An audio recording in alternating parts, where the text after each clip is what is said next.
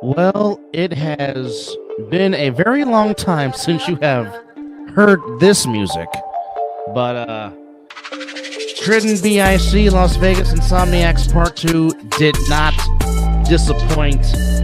And well, what makes boxing so great is trilogies.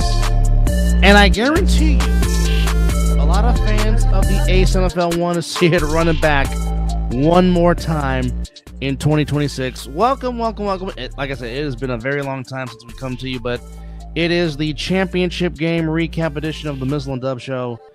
And we are, first off, hi. Once again, this is Dub and Mizzle coming to you from our studios. But you already see him joining us now, the three-time champions of the American Sevens Football League, their first in 3 seasons, as they now join the Patterson U on top of the mountain for most A7FL championships. Owner and GM of the Trenton BIC, Mr. Ken Stansbury. Once again, Ken, congratulations. I know it's late out there, almost midnight. We appreciate the time of you coming on here. And again, the Trenton BIC had to settle with it for a whole calendar year, but today was the Trenton BIC's day.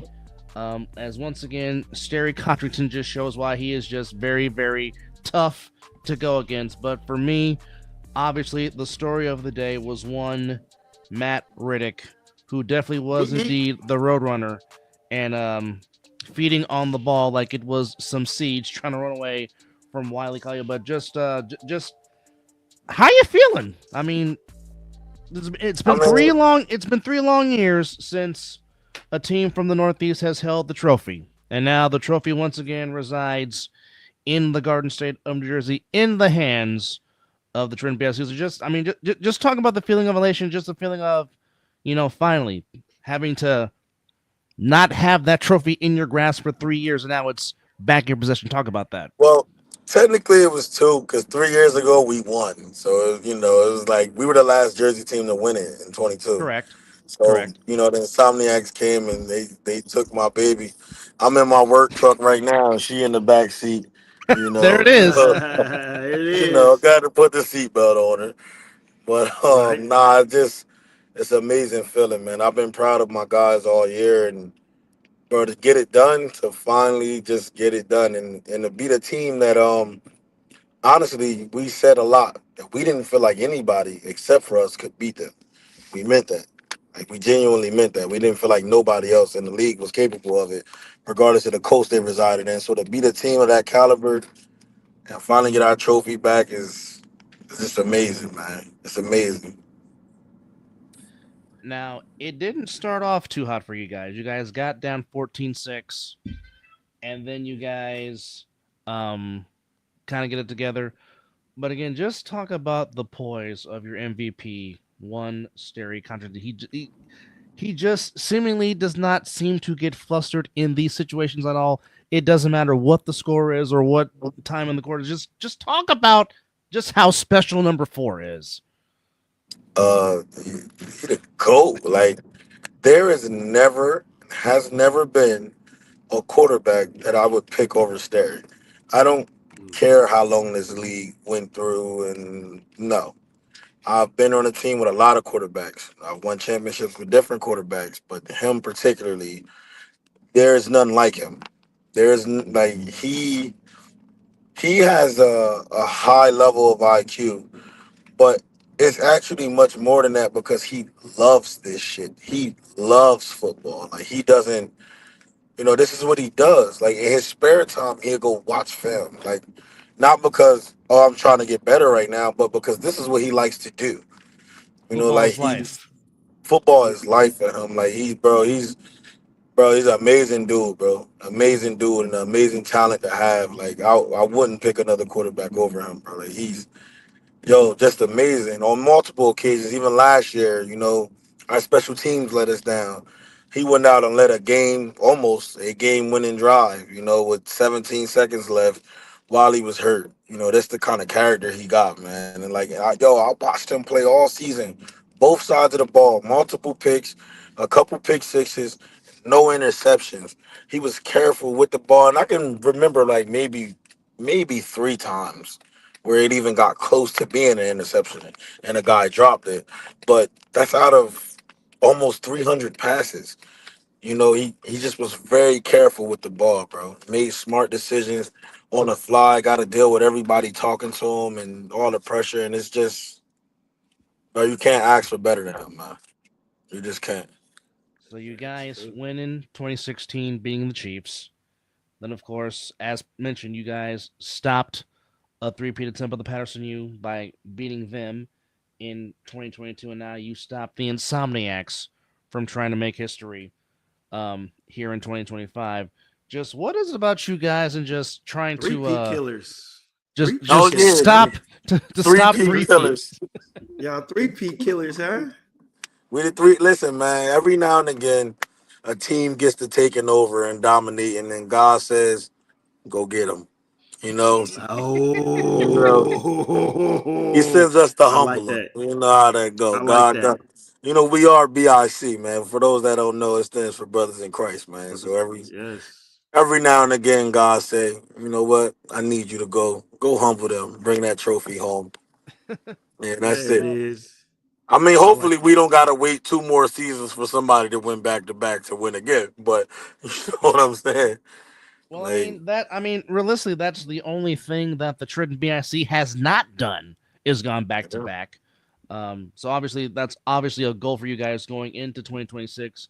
But now, if he doesn't win the MVP this season, something is really wrong. But just talk about how huge 21 was today for you guys and one Mr. Kason Oh Campbell, my, who just continues to my set records. goodness, I my goodness. I think he could only possibly lose to Sterry, but I don't even think that's gonna happen because KK got like 4 interceptions on the season as well. He also played both sides of the ball, and it's what's wild is he's been saying like, he's been on a different level and saying like, yo, I can't be guarded. Like it doesn't matter who you put on me. It don't matter what they do. And he's right. He went to every state and scored 3 touchdowns. Like he didn't care. Like he can't be guarded, bro. Like a dog, bro. Like he just and he don't let up. He reminds me of the Insomniacs guys. It don't matter what the score is. I'm gonna score on you again. Like he doesn't let up, like at all, ever. There is no such. I gotta make him take his cleats off if we're up a big number. So while you were out in Vegas during the Final Four, and you were obviously scouting the potential matchup of facing the Insomniacs again, was there anything that you took from that game against the Animals to try to implement into a game plan that took place earlier today in the Dome in Jackson, New Jersey? Honestly, we knew. See, the thing about the Insomniacs is they don't. They don't. I can see why they feel like they're better than everybody because they don't run difficult things. They kind of show you what they're going to do, and then they kind of dare you to stop it. It's like they'll put six in a box, and like, and just kind of look at you. Well, we're going to run, and what are you going to do about it? You know what I mean? So it's like Yeah. I can see where that attitude comes from because they're not doing trick plays and shit.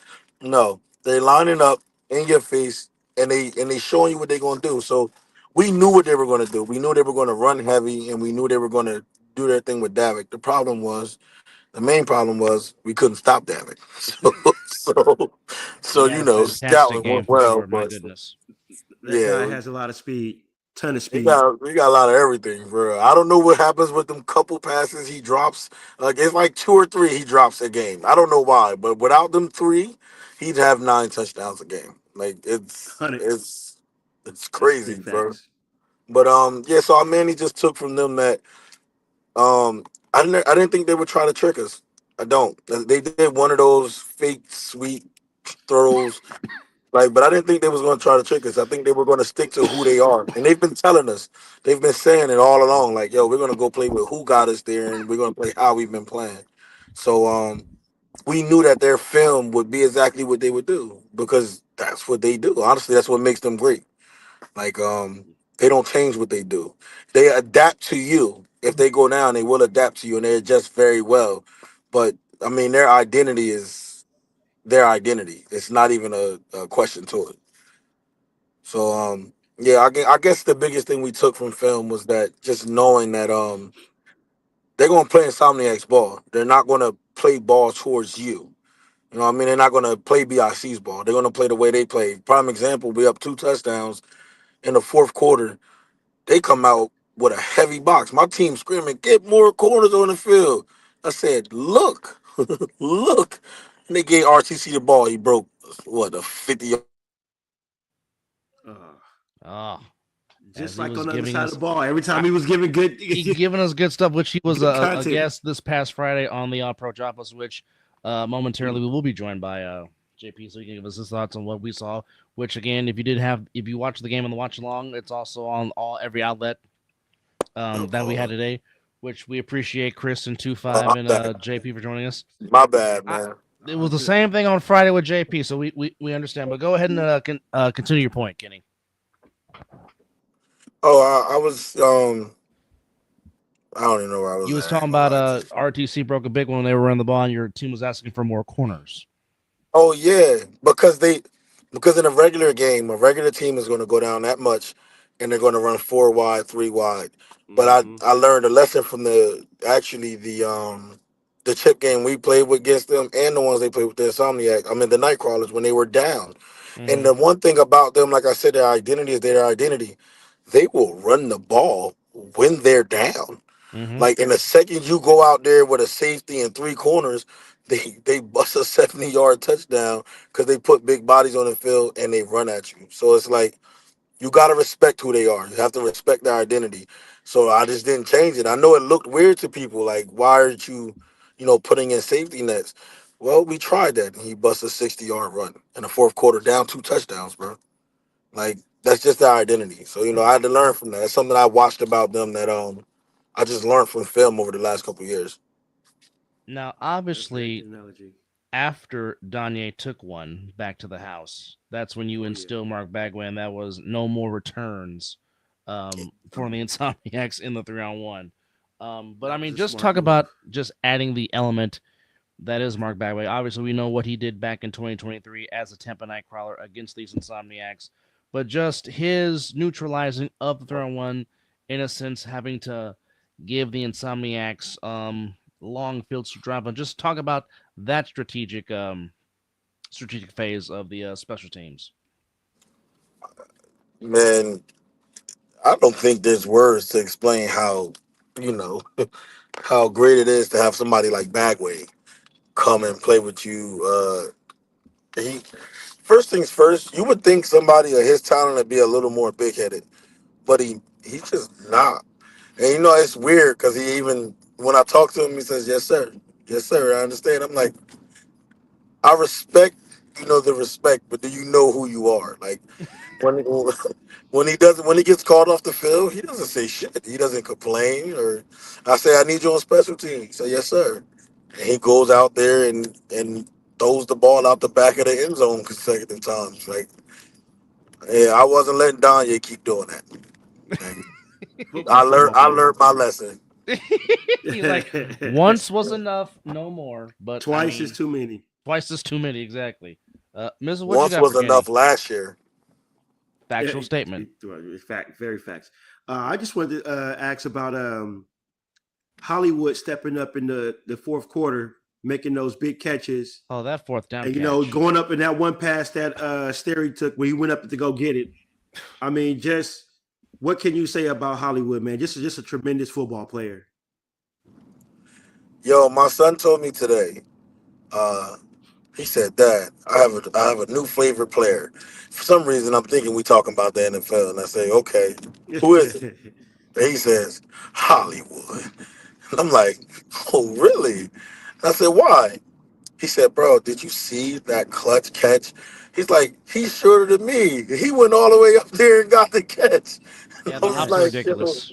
Yes. yo, he jumped so high. He never stops impressing us, bro. Like from the time he came here to now, he's impressive. He continues to impress. That's another person that you would just think would be a little more big headed about themselves. Like they know they're good, but they have absolutely no problem taking a back seat when somebody else is hot. Like, bro, I think he probably cheered for KK more than anybody this year. I can Like believe that. I it's 100% believe crazy. that. and Well, he I was mean, huge on the 3-on-1 yes, as well. I mean, I know they got him a couple of times, but he had he's some big relentless in that returns. 3-on-1. He's hard to take down, and just he makes it. He changes the field possession for you guys so much. He's From now, another if you were unbelievable player. now, Ken, if you Yeah, were watching from an outside standpoint, try to explain to the viewers why is it so hard to stop the BIC on third downs, because it seems like when you guys really need to have it they got him on third and plenty. fourth down, it just seems like you guys always come through. Be it if it's a run with Trey Robinson, being if it's a quick pass to Kason Campbell. Obviously, the big touchdown where I don't know how you leave big number 5, Courage Mosey, all the I don't way know. butt naked open by himself, and he Hulk smashes into the end zone. But I mean, just He leaked out what very what is well. it about third That's and fourth? that's his play too. He loves. But That's I what mean, he just does. what is it about the BIC on third and fourth downs to where it's just very hard to get that stuff? Because I mean, we go back to 2 weeks ago. I mean, first off, for you guys to play Ironman football in the heat when y'all was out there is a 100%. kudos to y'all, because I 100%. mean it's insane. But I mean, there were many times to where Sick would have had you guys on third down, and they just seemed to not get a stop. And the same thing happened today, to where 9 times out of 10, you guys seemingly always got that key conversion to keep the drive alive. It almost seemed like the Insomniacs were doing y'all a favor, scoring so quick to where you guys can just get the ball back and waste clock. Was that like kind of a strategy for you guys as the game continued to progress? Yo, that's I said the same thing about Sick with it. Some the thing I forget which announcer said it a while back, but they said the problem with scoring quick on BIC is that you have to continue to score quick because they can score quick, they will drive the field, and they will score. So I always wonder why more teams don't slow roll us. I don't. I always wonder that. Like I don't necessarily get it. Like I think about playing my defense. I'm in there in my offense all the time because I run the defense. Mm-hmm. So we constantly argue of, our defense can stand in practice, our defense get a stop, we amped up. Because we just stopped Ashanti Worthy and Sterry Cotton. So, Yeah. it's like I always wonder why more teams didn't slow roll us. Like I wouldn't score quick. Like I would genuinely tell my players that like if you get to the 2, just fall. Like let's take some time off the clock. Let's make them think about it, possibly make them argue, whatever. But it doesn't seem to work against us. Scoring quick doesn't work against us because almost nobody can score as much as we can. Um, which hence the 50s and the 60s is I don't know. I don't think it's a good thing to do that. And I think on third downs, see Sterry, yo, this is where Sterry is a mastermind. We don't necessarily have any third down plays. We don't have Uh huh. go-to plays.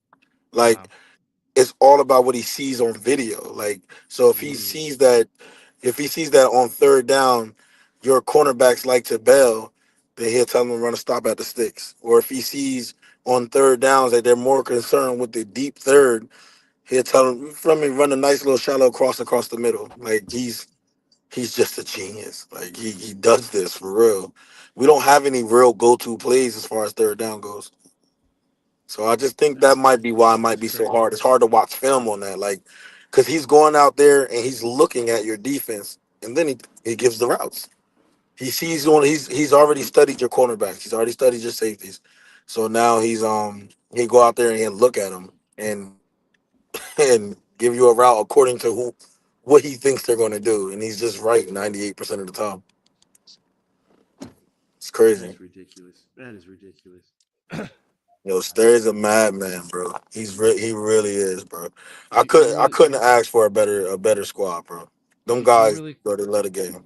you really could call him the mad scientist, if you will. Yeah, Um, I agree. here's my question. Just why do you think they try to keep attacking on Matt Riddick's side? Because I mean, fool me once, shame on you. Fool me twice, shame on me. But to try to attack him 3 times, now, obviously, we know Scooter was not 100%, and he still went out there and threw for um, a lot of More than he touchdown did last passes. year. He threw for Yeah, more than he did. when he was hurt than when he wasn't hurt last year against us. Mm-hmm. Well, I But think the reason they kept going at Riddick is because it was Davik. I mean, it's hard to have a receiver like him and be like, "Oh, we're gonna stop throwing you the ball because of an interception." Like, I get it. I get it. I mean, it's a double-edged sword because at the same time, it was like the two interceptions back to back was tough, but then immediately after that, it was what, a 70-yard almost touchdown yeah, to Davik, and a perfect, by the way, a dime that no, I don't care if I had a high safety back there, nobody could get that ball except for Davik. Yeah. Like, it was placed so perfectly. It was Mm-hmm. unreal. Like, he was the only one that could catch it, and he did. After he, it's like he never lost his confidence. So I guess it's, I don't know. It's a double edged sword because yeah, we had success off it, but at the same time, he had success. So do you really stop throwing him the ball? I don't know. so That's a good after the one-on-one first battle. after the first interception and you guys score, and then you guys intercept again on the second consecutive drive, is the mindset on the sideline is this is where we win the game right here? What was the team's mindset after the second interception as you guys are now trying to tie the game, which eventually that did happen? What was the mindset on the BIC sideline when that happened? Step on the neck right now. That's what it was. I said to the ref, it was like a pause. Preston, I said to Preston, he was like laughing, and I told my other guy I was laughing. He had a joke with, I think it was Ole. I said, "Yo, go get in the fucking huddle." They're like, "Yo, what's wrong with you?" I'm sorry, I mean to curse, sorry, but I'm like, "Go get in the You good? huddle," You good? and I'm like, he's like, "What's wrong with you? Do you know who we are playing? Like, do you understand that it's not over Mm-hmm. until it's over?" You step on their necks, then you stab them and burn them and then shoot them for sure. Because if you don't, you're going to get killed while you're walking away. Like, you Mm-hmm. gotta, yo, I don't know a better way to say it. Down 16 or 18 in their first championship, came back and won. Down 13 at the half, held down a possession with 17 seconds left. It's not over until it's over. So you have to, when you get a chance to kill them, you have to. You don't have a choice. You have to, or you're going to lose. So yeah, that was the mindset, bro. The mindset was kill them now. Kill them now. They didn't fight. We still couldn't make them fight. I mean, that was a goal of ours to see if we could, make them, have spit spats between each other, and they didn't. They didn't. They kept their composure and came out with a plan. Mm-hmm. Well, they did. Well, I mean, and as we were joined by our fellow brethren who Going joined us on, during, Kenny? who, Congratulations, sir. Hey, thanks, my guy. I appreciate it. I told you we was bringing it back, man. Hey, I again, I was just looking for a hell of a game. You guys showed out with a lot, probably the most players I've seen on your sideline all season. Mm-hmm. You guys definitely had the depth to match. That's for damn sure. But I mean, it was a close one. It was a close one. I mean, the score doesn't necessarily reflect how close it actually was, no, it does not. but it hell of a game, and you guys pulled it out. You Yeah, guys did what you had to do, and like you said, we were even talking about it in that moment. Like, this is one of those situations where BIC needs to capitalize 100% on these turnovers, and you Mm-hmm. guys did, and not just that, but the championship points, which are super important as well. Yeah. yeah. Big Hence time. that we got none last year, and almost Yes. none in the first half. That was shaky right there. I think we converted one in the entire first half, if that. So Yep. that made me nervous. I was like, nah, not this shit again. And Not again, that's man. ex- that's exactly where we're talking about the watch. I was like, hey, I said this is the deja vu of last year. They couldn't convert the championship points, but you guys came out on fire in the second half and made sure that was a big difference in the game. It seemed like once the interceptions happened and then y'all scored and then y'all converted those Yeah. two particular championship points to tie the game at 32, that's where it seemingly that old girl named momentum just went to your guys' Mm-hmm. sideline and it never left. Now, Matt Ryan would love to have you on, sir, if you have some What do you mean? time. Hey, I got a Oh, he question just for y'all. Were y'all in Bullhead when the Insomniacs played the Nightcrawlers?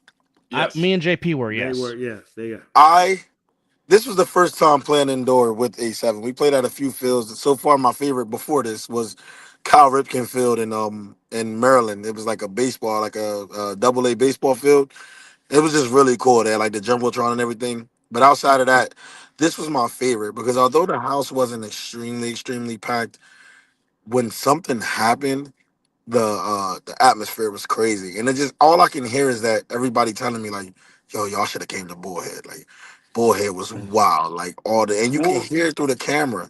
yeah, Bullhead Yeah. was Bullhead was an experience. A good amount of people showed out, and that stadium being another indoor stadium, it really kind of amplifies the crowd.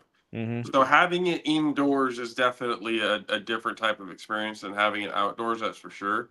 But Bullhead was like Bullhead was a something fantastic. different. Bullhead was a fantastic experience. 400-yard field and everything too, because the local high school plays there. Yes. At that I So, want I to mean- go there next year. That's where we need to go. Hey, Kenny, I'm telling you right now, you thought that 105 in Vegas was bullshit. Deal with 120 plus, my friend. What I people thought. what Wait, Arizona's hold different. on. Wait a minute. what people what Yeah, Kenny Arizona's different, bro. what people don't When realize we showed up, I it have was 135. I have lived in both states, and I tell people Arizona summers are Yes, hotter than they're way Nevada different. summers, and I'm Okay, saying never that, mind. and I'm saying that from experience. Indoor, Arizona- like, It gets- playing, it can get game 120 plus in indoors and Arizona. everything, they got the AC in there. Everything's like fine, but you're barely ever gonna want to go. I think when Big Rob went with us to Bullhead, he never went outside unless he had to. He never went outside unless he had to. We were outside, having some drinks and smoking, doing all that other kind of shit. He's nope, I'm staying my ass inside with the AC But because the- it was midnight in the mid to high 90s. but Yeah. the Anderson Fieldhouse in Bullhead really state of the art facility, and was a fantastic game there, and obviously That was a dope game too, yeah, for sure. the atmosphere was amazing. But I mean, it just seemed like there was a very good atmosphere, even though it's on a golf course per se, as some people would say. Well, it wasn't But a golf course. however, No, it definitely was a golf course, like Okay. 100%. Okay. However, we are joined by the GM and owner of the Trenton BIC, the now 3-time champions, the Trenton BIC. Of course, the trophy is in the back seat of Mr. Stansbury's truck, as you can see right there. There she As is. the trophy has changed residencies and now resides once again in the Garden State of New Jersey in Trenton, as the BIC defeated the Las Vegas Insomniacs by a final score of 53-39 in another fantastic game between these two teams. And as we said at the top of the show, what makes boxing special is trilogies. Well, Trilogies. this Run it back. needs a third round, or Rubber as we match. say, quarter number 9, if you will. Let me ask you a question. What would be better? A championship of this game or to start the season? BIC Insomniacs in Vegas. Oh boy. I'm gonna That be would be selfish. I crazy, said both. right? If we I'ma can be get selfish, both, both. that would be preferred. Yeah, see, me and JP on the same page. I mean, Both. I'm selfish. be greedy, and you want both, Yeah. obviously. Just give me both. That would be- I'll take both. That would be nice. Having both of them would be nice. But I mean, I think if you had to choose, I mean, I would have to choose The the rubber match. championship because Yeah, there's definitely Yeah. championship. Yeah, there's more for it. Yeah, each There's has more to it. each has one when it comes to this particular matchup. This is the rubber match to basically say, okay, this is, to quote the Macho Man, the cream of the crop. Yeah. I mean, no. The fan in me will want both to open up the season. That's like, oh yeah, let's just give a little preview of what could end up being at the end of the season. Give us the You know? appetizer of what could possibly happen in June in the summer. Yeah, absolutely. As I think Kenny hit a bad area, He has a phone call. which Probably probably got a phone call, but hopefully he'll come back in. We were hoping to have Ashanti Weather, but I think we will have him for Wednesday on the other side of the ball. He's probably feeling it right now. I'm sure tired. he's tired. He's had a big day, but yes, Kenny is back, the owner and GM of the Trenton BIC, of course. Still basking in his team's glory as the BIC denies the Insomniacs a chance for a three-peat bid, which just goes to show you how hard it is to three-peat in any sport. But now, Kenny, what do you think it will take for you guys to do something that you guys have not done, which is go back-to-back for the first time in your team's history in 2026? We gotta find a way to have the hunger that we have when we lose. It's all right. For prime example, right? We've always the team that puts us out the year before, we take a championship from them the next year. It's just always been like that. It's the same thing with the U. The U put us out in the Chiefs put us out 2015. We took a chip from them in 16. The U took a chip from us in 2021. We took it from them in 22. Insomniacs did it in 2024. We took it from them in 25. So to me, it's not even rocket science. We have to find a way when the next season starts to feel like we lost. Like we have to find a way to have that hunger as if we lost. Like we just have to find it somehow. It's a very good point. Very valid point. Why do you think champions lose that hunger in a sense when they come into the season knowing that they're going to get everybody's best A game, going to get everybody's best shot? Why do you think that is? Gets boredom Because when it's you're easy winning. to be a winner.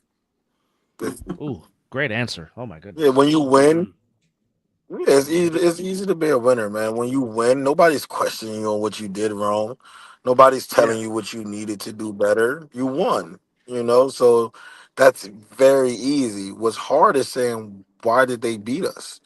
Like, what's hard is figuring out, bro, I put two bottles of, we have blue champagne in the championship because, where our colors is blue. So I put a bottle of blue champagne, two of them in my trophy stand that sat there for a year. Like, I didn't touch them. I didn't touch them for a year. And I just kept looking at them. Every time I did film, I would look at them. Like, I gave one to Danye because he's the one that took my trophy last year. So, yeah. So I gave him one. I told him, I'm like, bro, I got to give you this. He's like, why? I said, bro, because Stop it, you're the James. reason I didn't pop it. They're the only team that gets questions because they're the only team that is worth a damn in Vegas. There's your answer for that. But who? Let's be real. Which teams are questioning them that's actually doing something about it? Like, I mean, that's Valid also point. true. Valid That's point. also true. Which But yeah, it's like like when you outside of win, that, it's easy to there's be a nothing to winner. really question. We know what it Right. is. So the So hunger kind of, I feel like that's why the hunger dies. They say it all the time, regardless of what they feel like he cheated or not. They say Tom Brady was one of the most competitive people you ever see, which is why it was so great. They say Kobe Bryant was one of the most competitive people you ever see. Like you have video of them of other stars like LeBron telling you that he's waking you up at 4 a.m. to go to the gym, and when you don't, he just looks at you funny, like, yeah, this is why you're not me. Like, so I mean, it's finding that work ethic, that Tom Brady, that Kobe Bryant work ethic to stay hungry regardless of what you achieve. I think we have to figure out that. We have to find that somehow. very quickly, he just posted this 20 minutes Yeah. ago in the New Jersey page. Big shout out to Big Mo, who is officially hanging up the spikes, goes out a champion. He just announced this on the New Jersey page. 3-time champion, 7 times he's appeared in the title game. So a big shout out to Big Mo. Of course, wore 99 for many years. One as a BIC, one as a U, and then goes out. And also won one as a Chief. So big shout out to Big Mo Ramadan, who is officially calling it an A7 career, future Hall of Famer in the A7, 3-time Jeez. champion. So shout out good shit, to good shit, Big Mo. Big Mo. Good shit. Yes. Hats off to you, He man. gonna come coach. It's time to start a coaching career. This is I can actually see as a that from coach, Big as Mo. a defensive coordinator and coach, a head coach. This is actually my first championship where I didn't play at all. I mean, you So had the that's numbers. cool. You didn't He really gonna had come to. coach. Yeah, facts. Now, Facts. now I there, didn't now want there, to either. Them boys look big in person. now there is something we do have to talk about because it was very, very controversial, and I know some are gonna harp on this, but the fumble that was not a fumble, which some So might close. say might have would have turned the tide, if you will. Could have called it Not, either way, honestly. not, but you were there live in real time. What did you see, Kenny, on the play involving Ashante and the 3-on-1? Well, honestly, I'm gonna say two important things. First thing is I didn't think he fumbled. I thought his knee hit first. When we watched, well, we didn't. It's going to make sense in a second.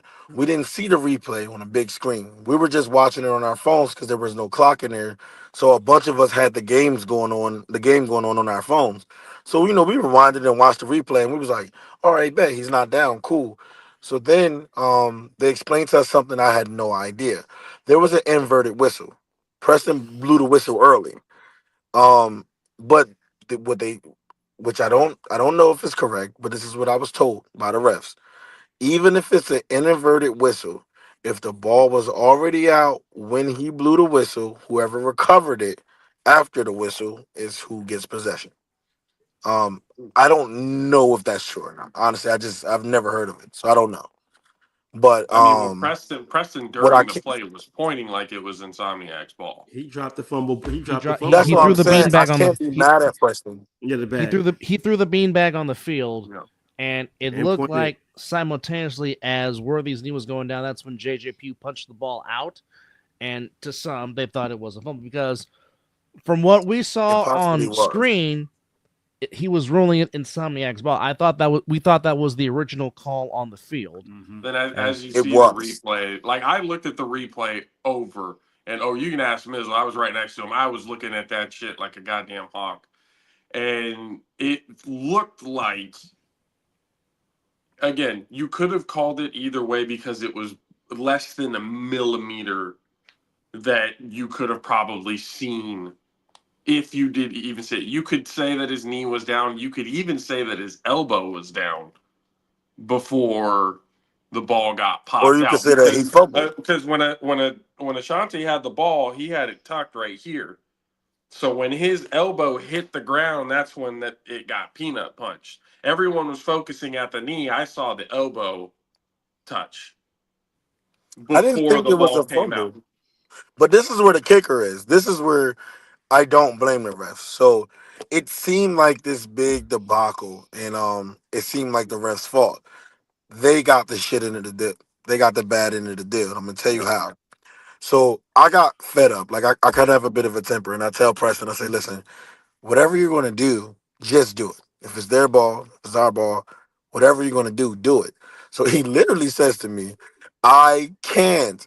I said, well, what the replay show when you went over there? He said they won't show it to me. So Wow. yo, me and the Wow. Insomniacs players, like we were actually agreeing while yelling at them, and I felt bad because like they were yelling at them and I'm yelling at them because I'm like, what the like? What do you mean they won't show you? Will Like Franklin, are what you is up right this? now, Will Franklin? Will, are you Yo, watching? me and Are Will, you? Will yelled at me. We got into it right then and there because he's like, "Why are you over here?" And I'm like, "Why you don't know what you're doing?" Like, I was mad. I was so mad because I'm like, "Yo, none of us." They really thought it was a fumble. We really thought it wasn't. So I'm like, we both thought, okay, great. Go to the replay, and then we'll see. That's the one thing that both teams agreed on. But they wouldn't show them the replay. So while all of it seems like it's their fault, I didn't realize it wasn't their fault. So Preston literally said in the headset, he said, I told you the rule with whatever the rule is with the inverted whistle, the rule I just explained to you guys. He was like, but if you want to be a dumb fucking idiot and tell me not how to do my job, then fuck it. He took the headset off, and I was like, oh damn, that's fucked up. I Damn, said a lot of Preston. crazy. Hey, well, I mean, Yo, he took the headset off. He was like, yo, Preston. go. He said he knew what he was doing and they were wrong. I didn't even know the rule. So when I asked him, he explained the rule that way. I said, all right, I gotta take it. You feel me? If that's the way it rolled, even on the inverted whistle, if the ball was already out, the team that recovers it after the whistle gets the ball, I said, I really didn't know. I've never had a reason to discuss that rule. So I had no reason to not believe him. But that's what he told me. Mm-hmm. What else think this for? All right. It's DePaul. Yeah, I mean, I gotta agree with James on that. Is Yeah, they wouldn't show him the replay. Like we couldn't understand why they wouldn't show it, but they just kept saying to him because it was an inverted whistle, it's down and that's it. But then something else is a kicker. I gotta disagree with James a little bit because honestly, it couldn't have been Ryan on the thing because somebody told him that, and I heard it, and the other ref that's in the NFL camp, I think his name is Ryan too. It is. Somebody told him that somebody from BIC was watching the replay, and I just didn't understand that. I'm like, Every, Of course. God damn it. every time. Every time. this went out at the wrong time. So I'm Yeah. like, yeah, I'm like, no, it's not. My team is all over here, and Ryan was like, no. They're saying the BIC guy is telling them. So I immediately started looking for they're in a replay booth. I'm like, who is from BIC over here telling somebody what to do in a replay? And when I went over there, it wasn't Ryan or obviously nobody from BIC. It was Center. And to my knowledge, I don't think Center played a down of football in his life. So I don't No. yeah, yeah, it was Center. It was I seen it with my own eyes. Like I don't think he played a Oh single snap of football no. in his whole life. So I was like, that's fucked up. Like Wow. I knew it was. I just was like, yo, Oh, whatever's gonna happen, gonna happen. that's not a good look. Nah, Mm-mm. it's not. And the funny thing is, Center don't have a hat in the ring. He not from here. He's be in Florida somewhere doing something. And I ain't gonna go that far, but I just know he has more not friends than friends in this league. Yeesh. So I don't think it got any better after tonight. Yeah. Well, with Wow. that situation, obviously not. Right? Yeah, no, Yeah. that's a no-no. I knew the rest was gonna get blamed. And I'm like, as much as I like to mess with Will, I'm like, bro, I can't let them take that. Like they tried to view the replay and see if it was really down, but they said he wouldn't show them. And they meant it. And then when everybody went back down by the touchdown, somebody, whoever was controlling it, played it. So the Insomniacs guys was like, they're playing it now. They're playing it now. And by the time we got them to move, they cut it off. So Wow. I don't know. Yeesh. I don't know how that went. Wow. That's crazy. And Preston might be right. I genuinely don't know what that rule is. I never discussed it before, so he that really may be the rule. Like I'm genuinely not sure. But it I could have mean, went just either. everything kind of leading up to it. I mean, I understand the rule, but everything kind of leading up to it is like, why? Why was Center involved in that process? Like, why? Yo, I That don't know, that's bro. I don't know. I don't know. I would never be able to figure that out. Like you can't put somebody on a monitor that's never even probably thrown a football. Like, and I'm Mm-mm. not talking about in a game. I'm like playing catch. Like you gotta like you can't do that, bro. Like that's and I not, bro. I'm not even a hater of Center. I just don't think you had no business there at all. I'm glad the game didn't come down to more replays oh, if they were dictating it because nobody know. I know the Insomniacs didn't know because I didn't know, and I was working as security at the same time, so I So didn't you're know. coaching and doing security. Wow. Yes, sir. Yes, sir. I actually, yo, while I'm on that, man, I wanted to give a big shout out to the Insomniacs guys because some of our Jersey guys towards their sideline was very unruly to the point where I had to threaten to throw them out to get them to calm down. Oh And Wow. no. yeah, it was just too much. Like, and I told them the the trash talking is okay, but number one, there has to be a minimum. Like, there's always a limit of things you shouldn't be saying, yeah. and two, they kind of kept, they kept coming on to the field. So I would tell the coaches to alert me, and I ended up taking my guards from other positions and putting them there because I had to threaten them and tell them if you come across this line again, I'm throwing you out of the stadium. So Wow. yeah, I got a big respect for those guys. For finding a way to keep their cool. I can assure you that there's a lot of teams that wouldn't have kept their cool in that situation. So, hey, respect for me for sure, bro. For So sure, for what sure. now? What is this? Supposedly now. What's up, Oos? So suppose you guys are trying to recruit the Wolverine to put on the Trenton BIC blue. Is can you confirm or deny that? Is I that a mean, we've been in possibility? talks with him for this is not new. Yeah, Okay. we've been in talks with him for years, and then he got himself suspended. So yeah, I mean, Okay. you know who I want? I'm gonna try to recruit. I want number 4 from the Insomniacs, the Oh, DN. Moses Smith. He That he's a, dude's tough, yo. he is. He tough. I'm going after him. You know. They try to make him move over to New Jersey. Damn. Hey, gotta set goals, man. I'm going after him. I know what I want. I know what we what we want to do. Hey, yeah, we're gonna go after Mr. him. Smith had a very solid rookie season for the Insomniacs for sure. Yeah, he And did. definitely Yeah, he came did. out of his jersey today because that jersey was all torn into pieces. Good grief. Boy, I looked at it. I think I'm on camera. I looked at it and I just stopped and was like, we can't fucking stop this dude. We gotta fucking pull his jersey off. Like, He's ah, everywhere. But how big yeah, was it for you? he's But dope. how big was it for you guys to have Big Dave Valley back in your lineup for this particular game that took place today? Unspeakable. Unspeakable. Unspeakable. I'm actually surprised we didn't have to put him on defense because we thought we was gonna have to do both because I'm not sure what Kenny Mac's brother name is, but he's vicious too. I'm gonna just call him Other Mac. Uh yeah, he's tough. So bro, unspeakable. And his energy is different. He has very heavy Stone Cold Steve Austin vibes. Like, yeah, That makes Mizzle very happy. yeah. I He know that. brings that attitude like every day. He Nice. calls me like that. Like we get on the phone and that's how he sounds. Like, it- yo, Love it. it's dope. It's Give me dope. the I can't. bear. Give me another bear. What?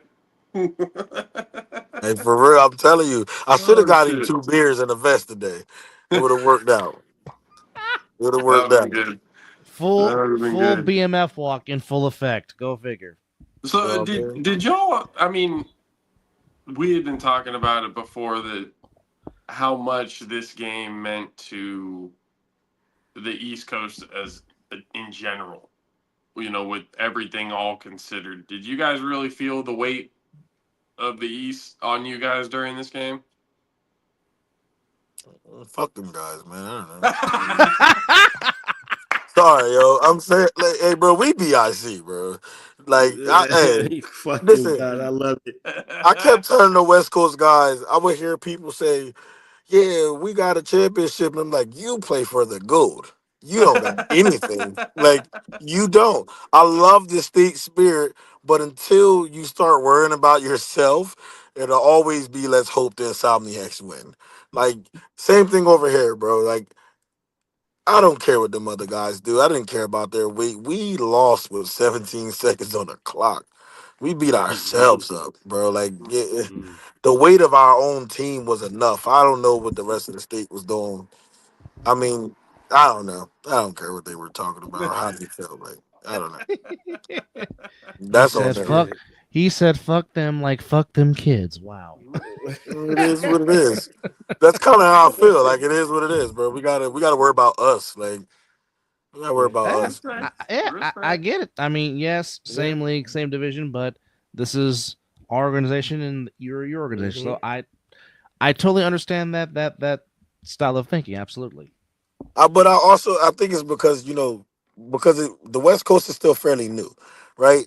So everybody is still fairly friends. Like realistically, the only rivalry over there, and it's still not much of a rivalry because the Insomniacs are dominating it, is Sick and the Insomniacs. But Correct. wait till those rivalries get 10 years old and 12 years old, people gonna start to feel the same way. It's gonna be like, you know what? Fuck those guys. I don't care. If we don't win, then I hope nobody win. Like it, it's gonna get like that. Cause you play somebody for 10 years, the camaraderie is crazy. Like me and Mo, bro. Me and Mo battled for years against each other. Like I took a chip from him, he put me out in the final four. Like we battled for years. And that's why earlier in the year I took a picture. Like I never thought ever that we would be on the same sideline. Like You know, we loved each other, but we hated each other, like for sure. It's like Yeah. once that whistle blow, it ain't about jersey or it's about the team you on, bro. And it's going to get like that over there, especially if the Insomniacs reign supreme for like the next 4 years. People are gonna get tired. People gonna get tired, and they're gonna want to fight back eventually. They're gonna create another super team or something like that. But it's gonna happen. We'll see Same how thing long it happened to the takes for Euro. that to happen, but absolutely. They bugging. If I'm down 70-0 at the half, I'm making a super team this year. We gonna take every star in the rest of the state and get together now. They was up 70 with time on the clock before the half. Like I've I've never seen that in any sport. And It gets a little not just boring, but just difficult to watch because it's just like beating the shit out of a dead body. It's just there's no point in doing it, but it's I'm just super teaming happening. right now. I'm And telling you. the way the rules are, it's just kind of like, can we just call it a game? Why do we have to go through the third quarter to just Oh yeah, continue to watch he this was onslaught? he was constantly saying that in the Oh my chat god. while I'm commentating with Just Chris. fucking It's end it. insane. He was like, "Can we just end this now? Just end In the misery now." I tell Seriously. y'all the truth. I watching film against the Insomniacs, I fell asleep a lot towards the end. But you know when I gave myself a limit. I will watch film until I see the second string with the mustache go in, and then I'll be like, yeah, it's over. Yeah, we're done. Luciano. Yeah, at that once he went in, next game, we'll watch the next game, and that's how I started getting through film. He was like my trigger Oh point. I knew what to damn! do. So yep, I we gotta know the edit my game's over shit. here. You can move on. Joined You by know, the man. hardest working producer in sports, Mr. Mel Carey of Flash Media, who looks like he's working on something right now. Oh yes, sir. Always, brother. Always, man. We were. First of all, it's good to see y'all, man. Good to Yeah, see everybody. yeah. Yeah, man. You know, always working, man. You know, but if I'll save that for another day. But definitely got some good things coming. Arizona, Nevada, then California, baby. So we got it. Oh, some Is California Cali work. coming back next year? That's a good question. That's TBD. That's up in the air. I know they've been trying the last 2 seasons to get Cali back. Well, here's what I do know. I know there's 2 guys I know in the top window that so really want a NorCal division of the Fuck A7FL. SoCal. You don't need it in SoCal. Bring it to NorCal. I said NorCal. I didn't say SoCal. No, I know. But no, I'm just saying. he was just throwing some ad libs on the back of what you were saying. You know, Oh, like I'm okay. just adding to it. you know, Okay, but I'm saying he's They just don't- they don't emphasizing there's that. 2 bring guys LA I back. know that would love a Northern California A7 division because they're like people like to sleep on Northern California, but there is some football talent in Northern California. And 100%. yes, I'm saying that partially because I am a NorCal homer, born and raised. It's home forever. So, They have more talent than SoCal. That's for damn sure. ooh, he went there. Oh baby, oh baby. Hey, I'll say this until I'm blue in the face. LA is not a football town. Well, I mean, you're not wrong. Yeah. I'm not going to argue that point So SoCal is not for the football. because I can. Well, we know how we feel about Los Angeles sports teams. And Mr. Hey. Mr. Stansbury said it best when he was talking about. Oh, he got kicked out. Hopefully, he'll come back on. But well, the vibes of Mel Carey here on the Mizzle and Dub A7FL recap show is Ken Stansbury, the owner of the BIC, joins us now. The 3-time champions of the American Football League, the Trenton BIC, taking back the trophy that they so missed 3 years ago, winning it in 2016, winning it in 2022, and again winning it here in 2025 as they join their longtime rivals, the Patterson U, for tie for most all time with 3 trophies. Which again, Ken, we know it's getting late. Which again, we appreciate you coming on and just talking about your team's big win on the evening or earlier today, as the BIC denies a three-peat. So, as it stands, no team has ever three-peated in the NFL. No team has ever three-peated in the American. And DJ Matt Six just says, "I am coming out of retirement when it comes to NorCal." He says, "I am putting the cleats back That's on." right. But Hey man, they gotta bring Cali back, bro. I don't know where in Cali per se, but Cali has always been known for having ballers, bro. That's like it's like Florida without Miami, which Miami may correct. be joining next year. But it Ooh, is, a yeah, for sure. Miami A7 Oh, team. I'm all for Yes, that that. might be. Yeah, say yes. Like it. I'm all for gonna that. bring it. It is Yeah. in the works for sure. And I guarantee you, I know a couple of them, and I know this. If they actually able to get in here, we Hmm. all need to step some stuff up and fast, like real fast. Like they're good. They're good. One No of pun intended. The the speed out there is insane. the guy who's pretty much spearheading it, they win like probably 3 or 4 different national tournaments and flag every year. And it's very much like the Insomniacs. The guys play together everywhere. So he's just trying to get his entire team to join A7. Oh wow. Oh wow. Now, That might be interesting. Ken, it's Very. been talked about many of times of how the Northeast needs a Derek Duncan owner type.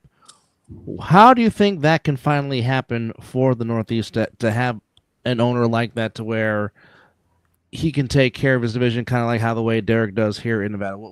What do you think? What process do you think that has to take for that to happen for the Northeast? We have to find someone who cares enough. Uh, Hmm. I say that more. Yo, Derek cares, bro. I talk to Derek so much about just like problems and things and trying to get everything right, especially when his playoff series hit. Uh You know, oh. I Oh yeah, boy. like it's crazy, Uh bro. oh. Yo, and to go along with what you're saying, bro, Ken, and I agree with you, bro. But one thing too with that is that people don't realize there's also, in order to make some things happen, there's also like money that got to be put up too. You know what I'm saying? That's It ain't true. just as easy to That's make these true. things. There's a lot of But little. that makes Derek even better because he was putting out to the point where it was costing him, and then he found a way to make it work with his budget. Like a lot of people Right, forget how much money he puts into it. right. So No, it's you put like a lot of bread into it. I Yeah, tell him to his Mhm. face. You can ask him. I told him. I said I have to hate you. Like until we find somebody like you, I don't have a choice. Like I have to hate you. I can't be your friend. Like, no, and Ryan is not real. Ryan is not East Coast heavy. Ryan loves football, and I think a lot. He gets a bad rap for a lot of shit. Some his fault, some not. But he gets a bad rap for a lot of shit. But the thing about Ryan is, he absolutely loves football. His favorite offense, he said it literally plenty of times. His favorite offense was the Insomniacs offense because it reminded him of older town beef before it was right. so political. You know, Yeah, it was we're going to line up in your face and this is what we're going to do. See if you can stop it. So he loved that. He loved it. Like he's so sometimes it gets put off. It's weird. Like I was saying last time. Because we'll be like, we have a plan, and then he'll be like, you know what I think would be cool, and yeah, yeah. boom, That sounds plan is just like off. Ryan too. That sounds just like him. Yeah, And man. But so yeah, he's really into like the photography and stuff now, like making sure we all get good video and film, and yeah, he a he, video guy, man. yeah, he took over. So we don't really have anybody that just cares about the East Coast. Like, listen, we suck. I I had to come back from the West Coast and call center and tell him, "Hey, dude, we fucking suck." Sorry, excuse my language. I'm like, "Yo, we suck, bro." Like, Are you this good, is. I bro? said, "Bro, we had a field crew out there. We had Right. fresh water. We everything was at like you were at a real football game. Uh, Like, no, the teams weren't holding the chains. Yo, we loved it, and I had to come back and tell him we sucked. This is the first field crew we had all year. I only Wow. got him to do that based on my experience in the West. yeah. Wow. But then the two, and this is just coming in his defense because like me and him do the same, like what Ryan does for the league, I do for like the Southwest or like Nevada. And so thing is that And that's coming for from him, another state, mind you. he's Right. trying to also build a whole brand. And so then he has that hat too. So it's like trying to build a brand. So it's kind of hard because it could be East Coast or West Coast. But thing is, he's still trying to build this brand overall as the one that founded everything and stuff like that. And so it's like it kind of sucks because you the president and stuff like that. And he's not even like really like a political dude. He's just trying to make like the best product that he could that He he really could not. make. Right. So he don't even like all that stuff. He's like, bro, he's so chill, like, but he gets stuck in the stuff, and it's just like, bro, I'm just trying to make sure we get the best coverage. As much as this dude be in my ear about making sure the production in Vegas gets better and stuff, better and better and better and better and stuff like that. He's just worried about the overall brand, but it's not to dismiss anything. But you got to I get to do props because it's like, yo, this is a crazy sport that this dude created. Not only that, then he's like, producing the stuff. And I'll just say from this, it helped me get other business. So I appreciate it. Yo, he's a But real anyway. good dude, bro. One of the best, for real. He's one of the best people I've ever met in life. Might need to find somebody who, at certain points, you got to know what your strengths and weaknesses are. Yeah. And being able to delegate it out to somebody who has the time and the patience and the This is the funny thing. If you ask him, he will tell you that is not his job. He will look you in your face and tell you, bro, I'm worried about the film, man. These guys don't have matching jerseys. We look bad. Like, he will tell you this. Like, we don't have, like, if something goes wrong over there, we know who to call. If something wrong happens in the West, all right, you're going to have to talk to Derek at one point, or he's going to have to send words down. We don't have that. Like, Ryan will literally say, man, you guys fucking arguing, man. Like, just flip a coin and we'll go from there. Like, he's not here for all of that right now. Like, he's doing what he got to do. He got a bigger job with making sure we look good on, like, the news. Like, we was on Fox Soul. I know it's a West Coast channel, but he was more worried about Fox Soul than East Coast games, period. Like, so we need somebody who, like, bro, when the game was over, Derek went outside, sat down, and you can tell, he was just like, oh man, we lost. Like, he felt it. Dude, Ryan wouldn't have gave a fuck if we lost. Ryan would have been like, oh man, you guys let him do it again. Like he would have laughed. Like, yeah, so we just need somebody like him, bro. We need somebody like him that says, yo, I believe in you guys. We're gonna better you guys. I'm gonna get better feels. I'm gonna do this. I'm gonna do that. We need that over here. We don't have that. All right, ladies and gentlemen, here to talk about the controversy and hiding in the dark. And now he just left. What the hell? He gonna come up here and cuss me out. He says, "Let me in." He says, "Let me in." We let him why in. you gonna get cussed out, bro? Why you gonna cuss you out? Let us know. Because I don't do nothing but argue with Will for 4 quarters. Hey, was you the cat that was arguing with him about? Who was arguing with him about when he was trying to just set the placement of the field? It's like, bro, it's getting a little hype. Honestly, bro, it could have been me. Now we're gonna try this again. Black baby Jesus in the dark, the one and the only Mr. Will Franklin. Oh. And now let there be light. Yeah, rap to me, fellas. I haven't watched any ounce of the show. When I popped on, all I seen was James Bergeron's comment about it wasn't Will's fault, which I appreciate because we all talked after the game and everything. But let's talk controversy. Let's talk about it real quick. Okay, let's rap because there's a lot of ignorance running around. Okay, so in real time when it happened, what did you see from your point of view, Will Franklin? I didn't see shit from my point of view, right? I thought he was down. So let's just walk through the order of operations. It's not even the order of operations, right? We're all human. We all make mistakes. Mm-hmm. Preston blew an inadvertent whistle early, so he didn't let the play finish. Preston then threw his beanbag, which indicates a fumble. Preston and the other NFL official, they went over to the replay booth. Preston has the final call on the play. So anything that's attached to my name and controversy, and Will doesn't want to see Vegas win or Will influence this. Will didn't influence a fucking thing, especially in that moment, right? I didn't see shit. Who was saying this? Man, cats always be talking, bro. People gotta blame people. No, listen, I'm looking on the jersey pages right now. I don't know exactly what the topic of conversation was that brought it up that James had to come to my defense about, it wasn't Will's fault or wasn't Will's call. I didn't blow the inadvertent whistle. I didn't mark it as a fumble. When he got tackled, I don't even think he was up to me yet, or he wasn't even up to the 20 yet where I was at. And his back was to me. I just seen 3 guys surrounding one guy. So I didn't see the ball pop out. It came out on the other side of him. But again, I didn't blow the inadvertent whistle. I didn't throw the beanbag. I didn't go over to the replay booth.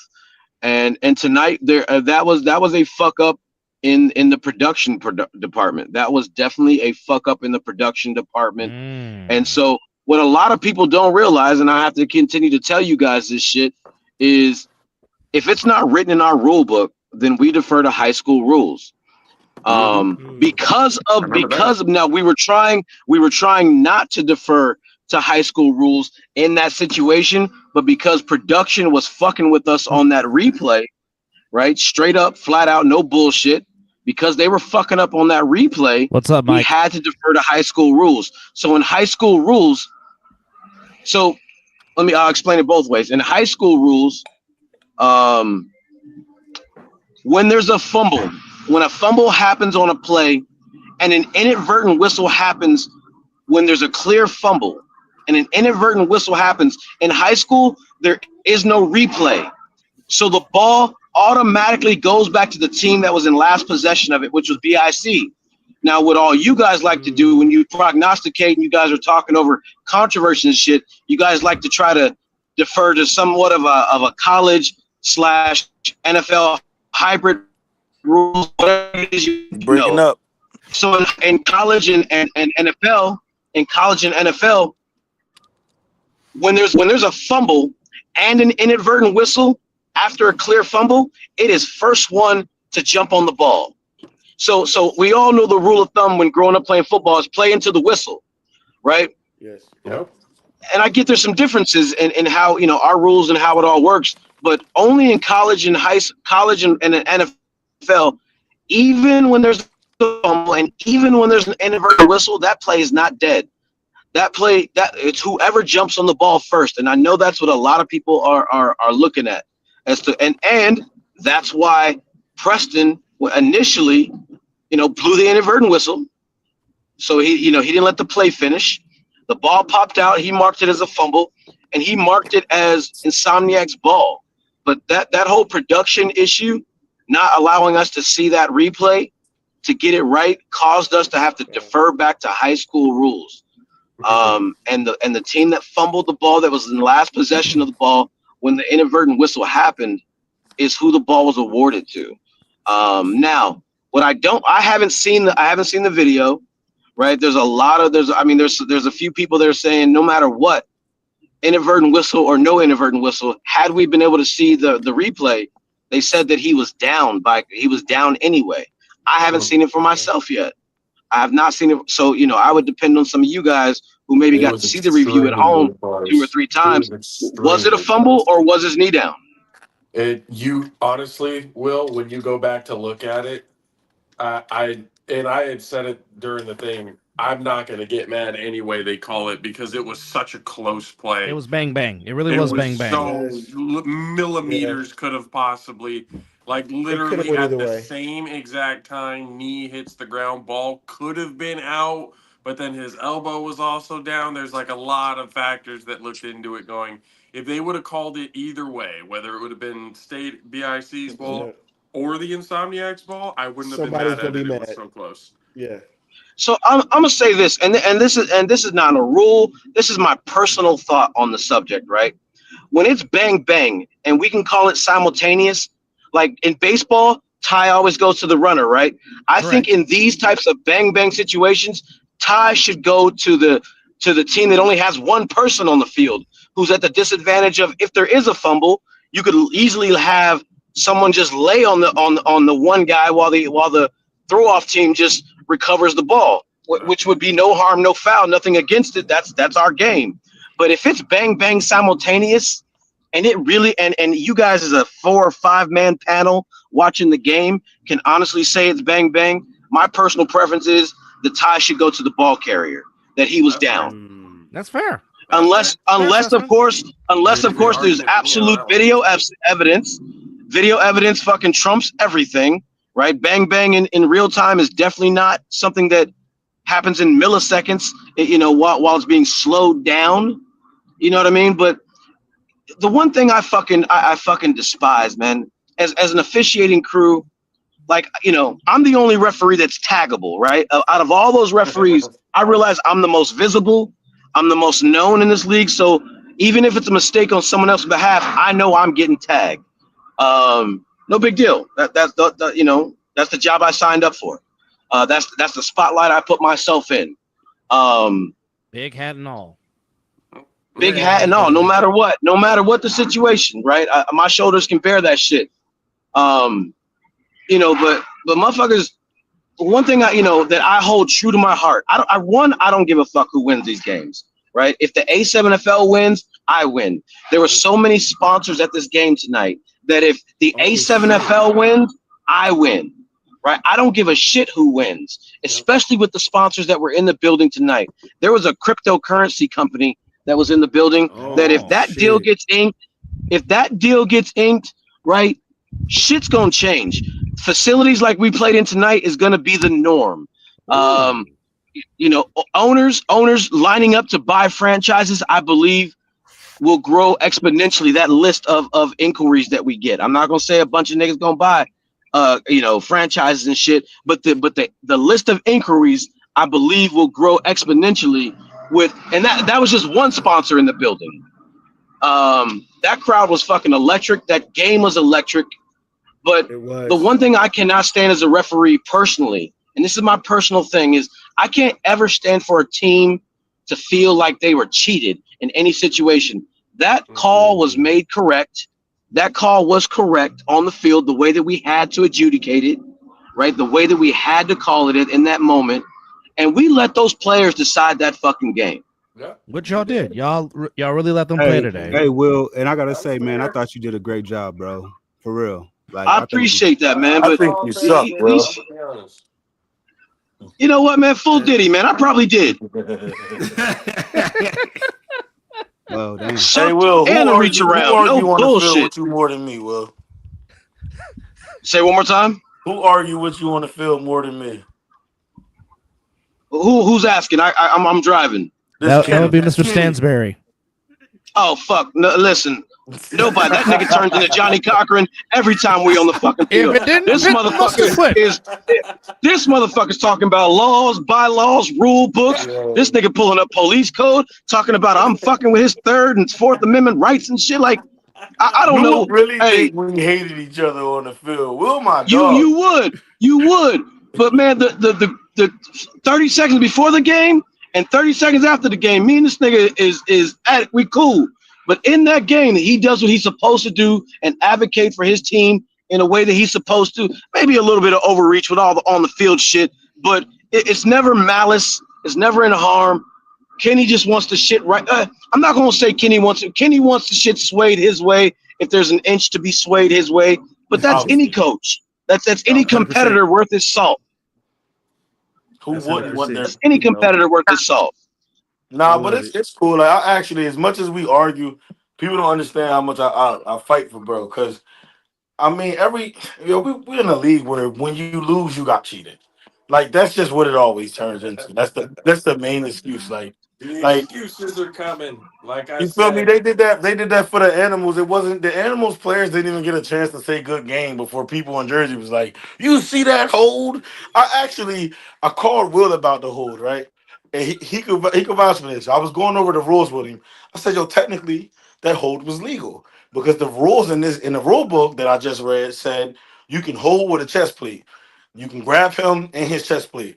He grabbed Baskerville with one arm and slung him around, but it was all in the chest plate, which technically is legal.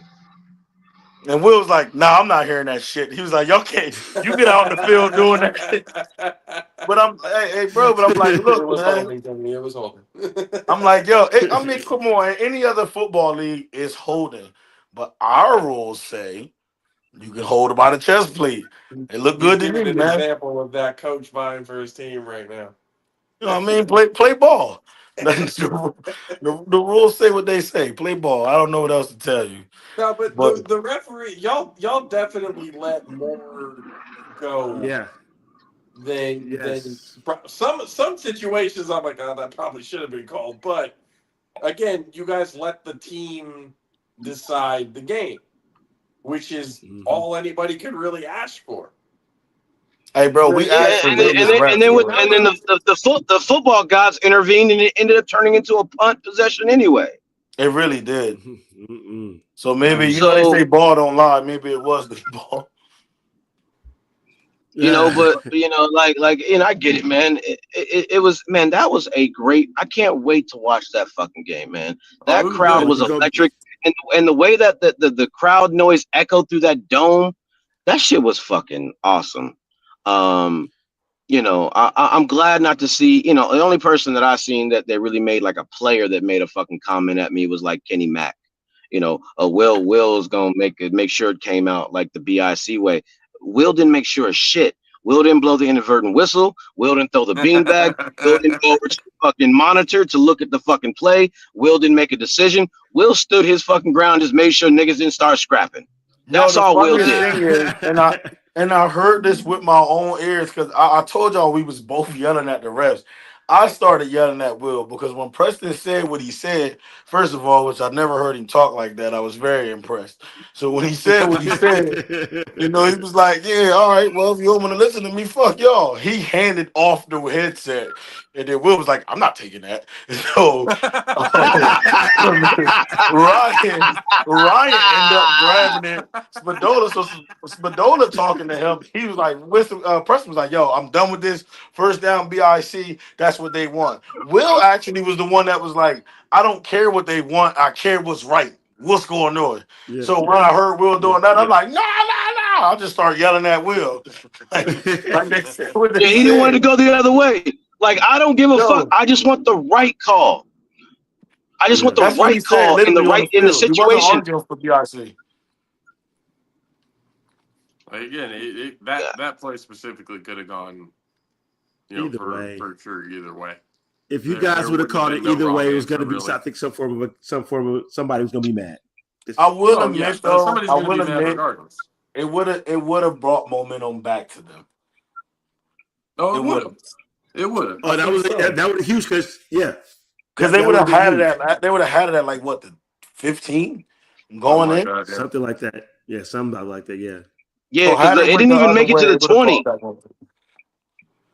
It didn't even make it to the 20. Hold on, I got a whole nother Kenny, question were you now. looking That at was it fourth going- quarter, right? No, that was third.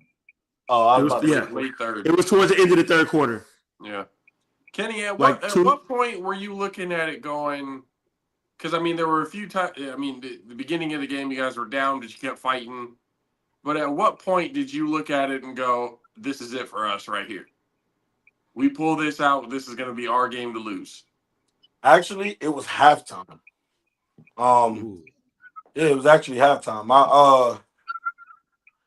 All right, I don't put out our business, but I'm gonna do it for the one time, and then I'm gonna get off this thing.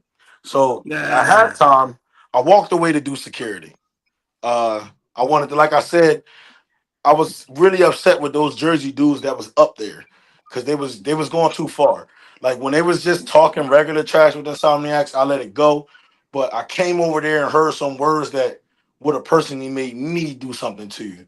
So I had to get on that, and that's what I was dealing with on halftime. I was putting the guards in place to go over there, and I was giving them their warnings that if they continued to do what they was doing, that I was throwing them out of the stadium. So Man, fuck that. Give up the T, nigga. I'm telling you, I don't know where the fuck all this talk about you're not gonna make it home comes from. Like, when the fuck did that become cool to threaten a nigga that he's not gonna make it home? I wasn't That going to shit- say that over here, but it was some That shit is that I didn't fucking like. whack, dog. Like, you can't say nothing. I'd rather you talk about somebody mama. You gonna fucking talk about a nigga not gonna make it home? Yeah, That shit's wild to me. Yeah, threatening somebody's life ain't cool. Yeah, I ain't like that. Yo, them players, they came out. I'm making money here, but I'm being paid to assure y'all safety. Like at the end of the day, that it was just too far. It was way too far, and that's why I'm like, bro, y'all got to understand how much I don't give a fuck what state you from. You're gonna end up having a problem with me. That's just on some personal shit. But anyway, moving forward. So halftime, when I went to deal with that, I came back and my defensive coordinator, Tom, he was like, "Where the fuck were you?" I'm like, "Bro, what's going on?" He's like, "Go over there." And the team was like kind of arguing with each other and just like down. So when I brought everybody together, I told them the truth. Before the game this morning, my brother totaled his car, broke his sternum and one of his ribs. Oh Yikes. shit! Yeah, it was. This really happened Prayers, hours bro. before the game. Prayers. Prayers, Damn. prayers. Sorry, bro. Prayers. Sorry Yeah, I to hear that, mean, man. he was Prayers. in. Sorry, bro. He was actually. It was beautiful that he was able to watch it, in the hospital. And the only pain he's really been having since being sedated was when we scored our last touchdown. Like, yeah, my mom called. Celebrating. Yeah, she was like, "Yeah, he won't Praise the sit Lord. down. He's stupid." Yeah, man. But Yeah. Praise but the Lord. Yeah. so I went in there and I just told him and I reminded him like, "Yo, anything can happen to us, bro. Tomorrow isn't promised. Like y'all can spend this last half arguing with each other, or y'all can step up and get right." And then Sterry said a few words, and at that moment, for the first time, probably since the beginning of the game, you could feel us lock in as a team. Like everybody just kind of was quiet, and people who was arguing with each other let it go, and you can feel it. You can genuinely feel it. And I said, "Yo, we about to turn up." I knew at that moment we was going to. I didn't know we was going to win. But I knew, if anything, we was gonna put on a hell of a second half. I knew that for sure. I love them guys, bro. Hey, that's a team that came together. Yeah, they did, bro. They had my back, bro. They had my back, bro. And Y'all had each other's back, bro. Yeah, straight up. Y'all had each other's back. Hey, Will, when you finally Will, watched where that you at, game, bro? I know you were on the Where you field though, going? but You on the you road? enjoyed watching that game. No, I just pulled up in front of my house, so I dropped Preston off back at his hotel back in Philadelphia, and then I had two of my boys that play for the Watchmen rolling with me, so I just dropped them off. one of them plays for I'm in front BIC. of the house Leave now. that there. Where do you stay at? I'm in Baltimore. Oh, Hey Baltimore. man, but hey yo, I'm sorry, I gotta go, man. I don't want wifey to kill me. Oh yo, All right, before I good. go, Hey, y'all want to hey, see Mr. something cool? Stansbury, greatly appreciated, sir. Congratulations, Kenny. Nice chopping it up. Oh man, got a jersey. Oh, got Whose a jersey is trophy. that? Whose Got a jersey? trophy. It's going with the trophies. Oh, Now show the name on the back. Whose jersey is it? Not doing that. Y'all will find out when y'all find out. that's how you We'll see doing, it bro? on socials. That's how you doing, man? Hey, listen. No. Hey, listen. I got a trophy, man. It's a trophy for me, man. Somebody was Oh, well, gracious that's what's enough up. to do this. That's what's up. Hey, congratulations, Kenny. Hey, James hey, thanks, Stansbury, y'all. the owner Great and season. GM of the Trenton BIC, Great appreciating fucking season. staying up late with us to celebrate as the Trenton Brothers in Christ for the third time are A7FL 3P champions. killers. Hey, Kenny, goddamn, you got to turn down the nipplage in public, goddamn it. Oh, he already off. God damn it, you gonna Hey, turn weird. every time I talk to Kenny, Hey, god damn Will, it. you ever come out to Arizona? Not unless it's for a softball tournament, man. Do I find myself in Arizona very often?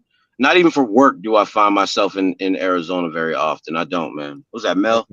Yeah, I'm gonna That is hit you up. Mel. I be in your area now that I know where you at. I didn't know you was in Baltimore. I used to live out there. Oh, for real? Where at? Yeah, I was stationed. I was stationed in Fort Meade. Yeah, that's where I work. Okay. Yeah. I was stationed up there, man. Yep. Yeah. All right. Yeah, we chop it I up. work for the Alphabet Boys at Fort Meade. Okay. Yep. I was part of the Alphabet Boys, so I know what you're talking about. So Yeah. obviously, Hey, Will, that's already the universe talking right now. For all of us to be on here at the same time, just random, like we've all had our conversations individually. Can't nothing tell me that the universe is talking right now. And you are, each and every one of y'all know what I'm talking about right now. This can't be that, just so random. For all of us to be right here and just having a conversation. like I've always said, God knows what he's doing. I'm gonna leave That's that right, alone. man. Cause look, how the heck Man, that you was a working where I was fucking stationed great at game. in the military? It was a fantastic game. Like I My said, daughter might be going to Sac State. Oh, she might become a Hornet. Bro, so that's crazy. All this whole conversation, bro, that's crazy stuff, man. But yes, man. great My game. son's in the military, and he's stationed in Turkey, and that was the base that just took all those missiles from Iran. Prayers are with Oh, them. So that's my another goodness. subject, bro. That's a whole nother subject. bro. Yeah, So the that U.S. shit was the scary. U.S. can drop 3 bombs on Iran. For those that don't know, That's gonna be a you know, whole another three of them, podcast. and destroyed 3 nuclear plants. That was not approved by Congress, but hey, what the hell do I know? But you know what? Hey, yeah, and I hear what you're saying. But you know what? Sometimes this is the only thing I like about Trump, man. I don't like all the racism and all that shit. But bro, if you really look at history, it repeats itself, bro. We've been at war with Iran for a long time. It just ain't never been just like, oh, it's a matter of time, bro. Mhm. And now, like, it's at that time where, bro, we had to flex, bro. And, hey, and that's what it was, man. Took out 3 of their nukes. Do it the right way. 60% of they power for their nuclear, so-called nuclear weapons and stuff that they have, bro. So yeah, man, crazy stuff, man. But bro. Anyways, I was in the military 10 years. I hate politics. I hate the We shit. all do. You know what I'm saying? But Not it's a fun just like, subject. It's exhausting. you know what I'm saying? But anyways, man, yeah, I'm just on I'll one say right it. now. Politics are Will, gay. what was the most what was the one thing that pissed you off the most today, and what was the thing you liked the most about today? Good question. All right, let me go with what I like the most, man. No Diddy, them niggas was out there clapping cheeks, dog. There was some hitting going the fuck on, dog. They were smacking out that joint, dog. Niggas was not worried about my 401k. Motherfuckers was not worried about filing AFLAC claims in the morning. Niggas was smacking, was just the hitting was unbelievable, dog. Like the thuds in the chest was like doom, doom, doom. It was like, oh shit. Like that shit was like from every play was just the trenches, dog. Those fucking trenches today was like if you, bro. There's no way we don't have BIC of Insomniacs 3 next year to break the tie. This shit has turned into that. Right, this shit has turned into that because if you cannot compete in those trenches on the level that those men were competing today, you have no fucking shot. I have no fucking idea what what's his name, Isaiah Branch or what Branch the dude that's a quarterback of the Gold. Like I don't understand how he's even living through this process of what I just seen So that's today. a shout out. Like, hey, that's a shout out, bro. Just so you know, he giving you a shout out, man, for dealing with the shit. Okay, go ahead. I was just yeah, listen, I'm not dogging him at all. He's a competitor. Like, but if your trenches are not up to that level, it is I don't even, man. It was the hitting going on, dog, out there on that field was incredible.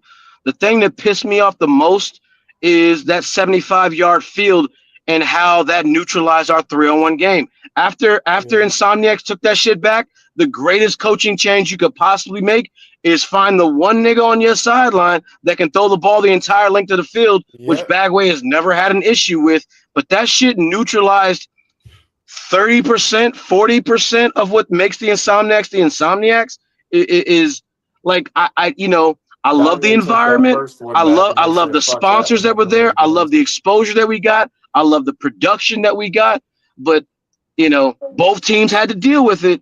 But that 3-on-1, not the special teams being neutralized the way that it was because of that length of the field.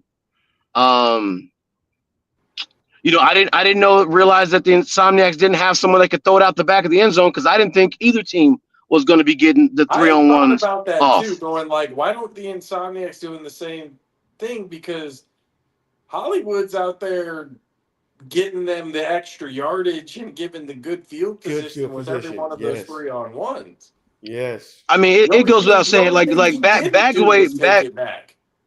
Yeah, Bagway's arm is unmatched in this league, without a doubt. There's no one that can throw like that boy. So I knew Bagway could get it out the back of the end zone, no problem. So that's the only thing that that pissed me off about anything to do with the game. It wasn't the shit talking.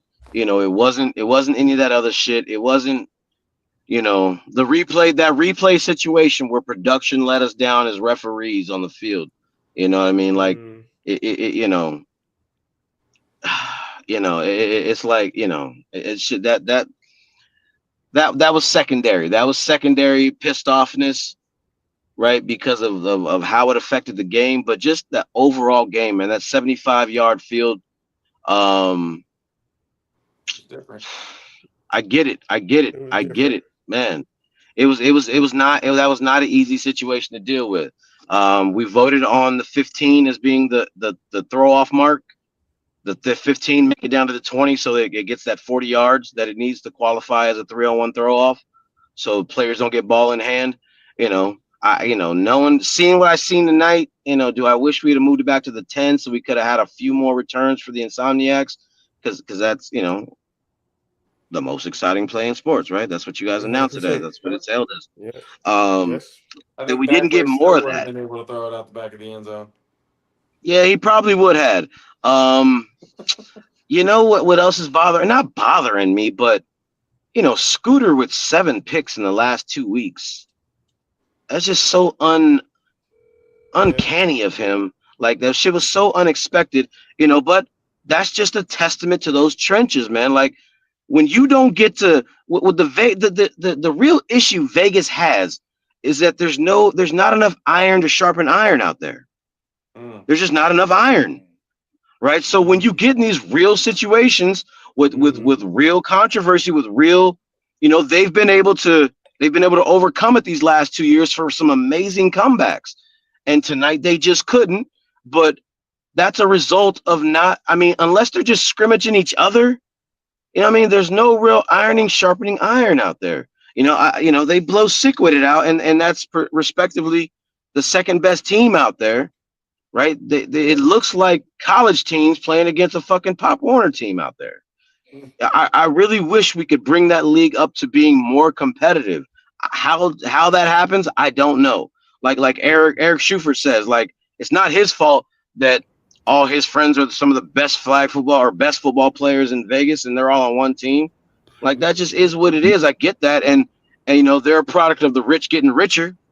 You know what I mean? Like, I understand that process too, and that concept of it all. But man, there's got to be something to bring, But more you know what, parity. bro? You know what?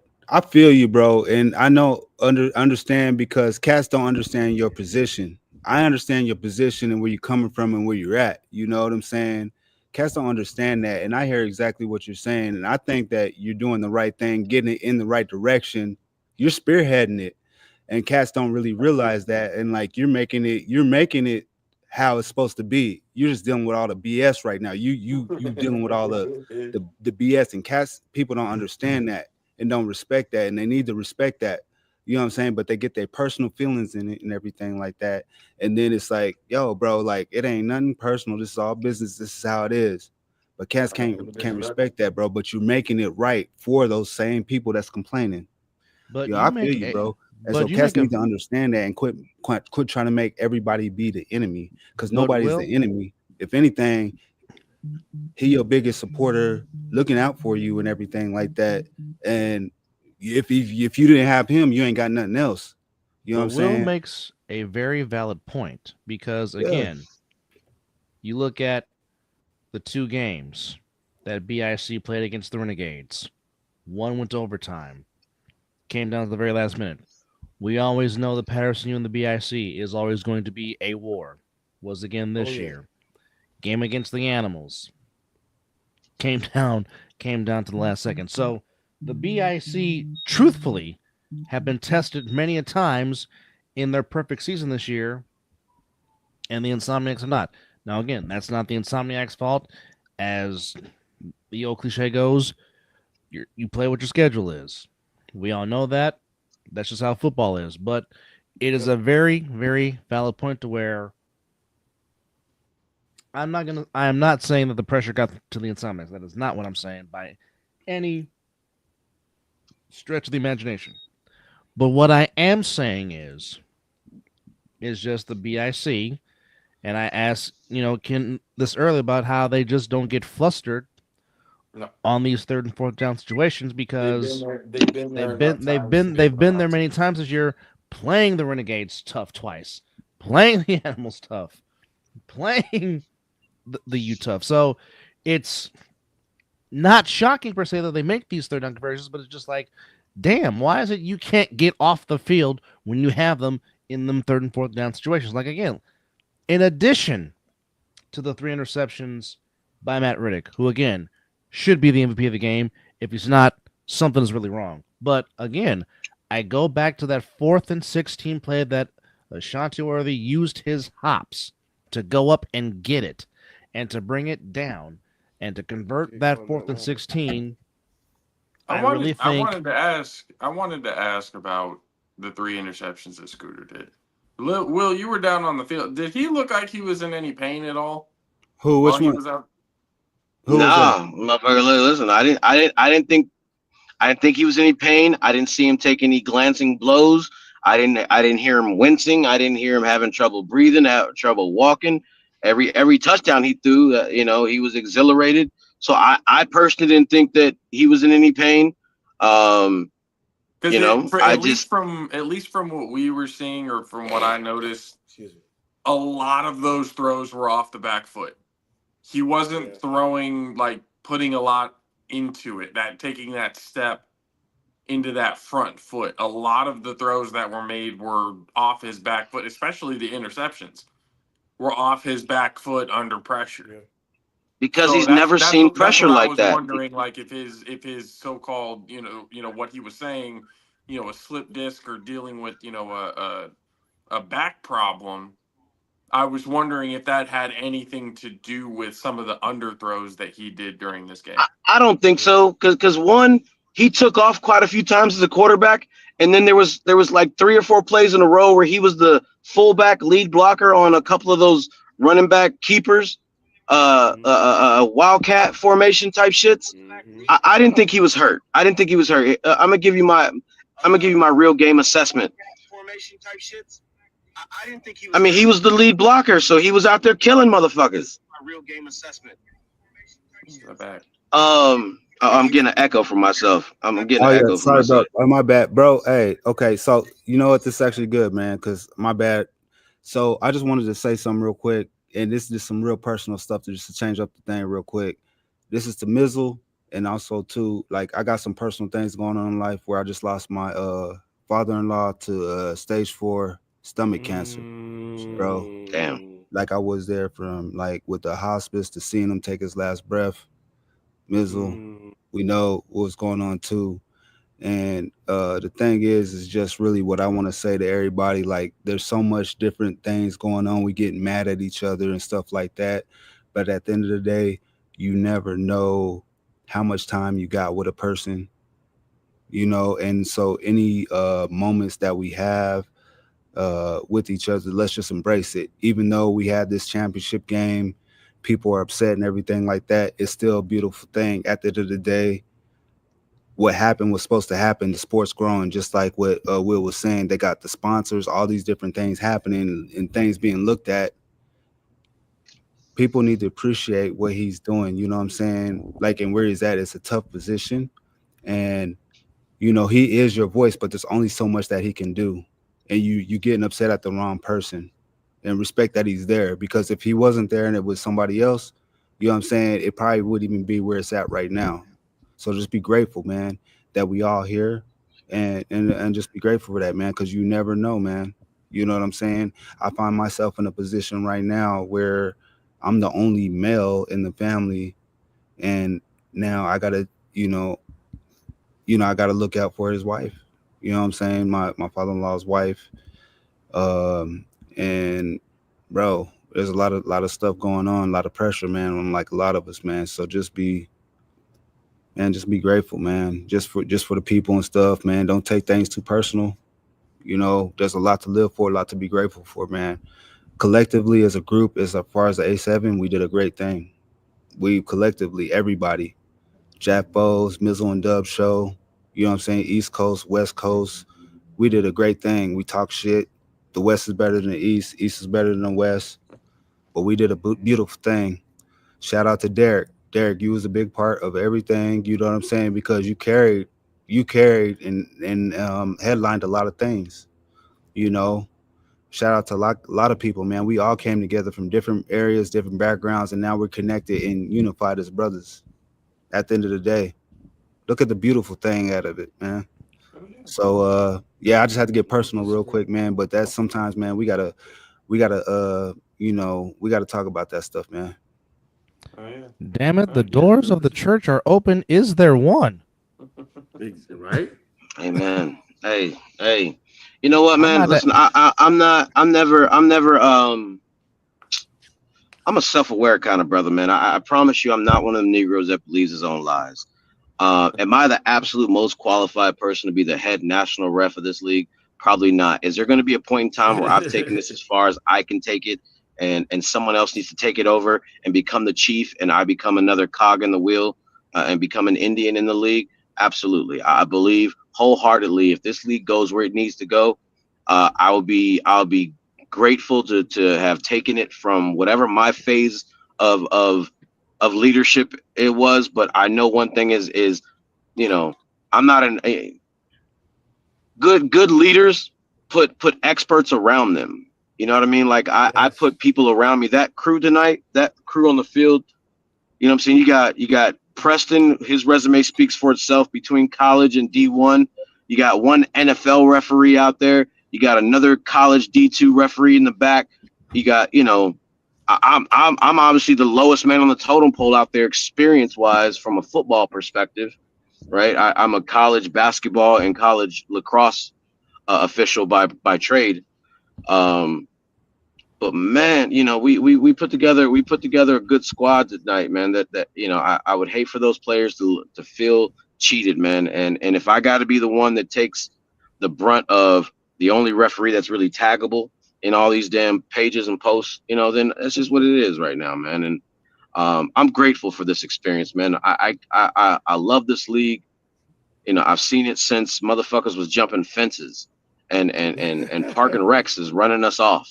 Right, I've seen the phases of this shit. I'm really hoping for a bright future of this thing, man, and I'll be a part of it as long as I can, man. Right. And I hope to see you guys a part of it. Without this league, I never meet all you guys. You know what I mean? Like the relationships are real. Yeah. The relationships are real, man. Like No, honestly, it was good to see you. It was good to see you in Vegas, Will. It was really good to see you. It's Instead of talking to you this way. It's one thing that this league has brought together. We've talked about it here. It's kind of brought together a big old family. We all don't give a shit about the league. We all want it to grow. We all want it to get better. So it's like, when we have these opinions and takes and all this other kind of stuff, we mean it. It's all out of love and everything. Yeah, you're gonna have shit talk and stuff like that here and there. That friendly banter, but we've been pretty good at, especially when it gets too personal or if shit's going down the wrong path, we've been pretty good at being able to put it back on the right track. Especially if, with others, it's good to be able to. No, you can. You have your opinion. We're done. We can move on to the next one. Because again, we've talked. Does everybody agree with what we have to say? No, nobody agreed with why I brought up, I don't want to hear no excuses from nobody, even though immediately after the game, I'm seeing excuses left and fucking right. Well, I think that's a compliment for you, sir. You said what? I think that's a compliment for Will. Yeah, I appreciate that. I try to keep it real, man. Like, you know what I mean? Like I said, I don't believe my own lies. If it was a lot of fucking up out there with the officiating, man, I'd be the first one in here eating all the crow, bro. But God Will, damn. you good, bro, man. You That's good, bro. 100%. You know what I'm saying? attest That's to the that. thing. I respect what you do, bro. And it's crazy, like, because it's crazy that you got to come out here and just, like, explain yourself, because cats, they're not trying to understand, like, you know what I'm saying, where you coming from. You know what I'm saying? And they getting all personal and stuff. You know what I'm saying? If they took a time to step back and just, like, chill, like, yo. And it's crazy that you got to even come on and do that, man. But I already know, like, it's like where you coming from, man, and how you handling things, man.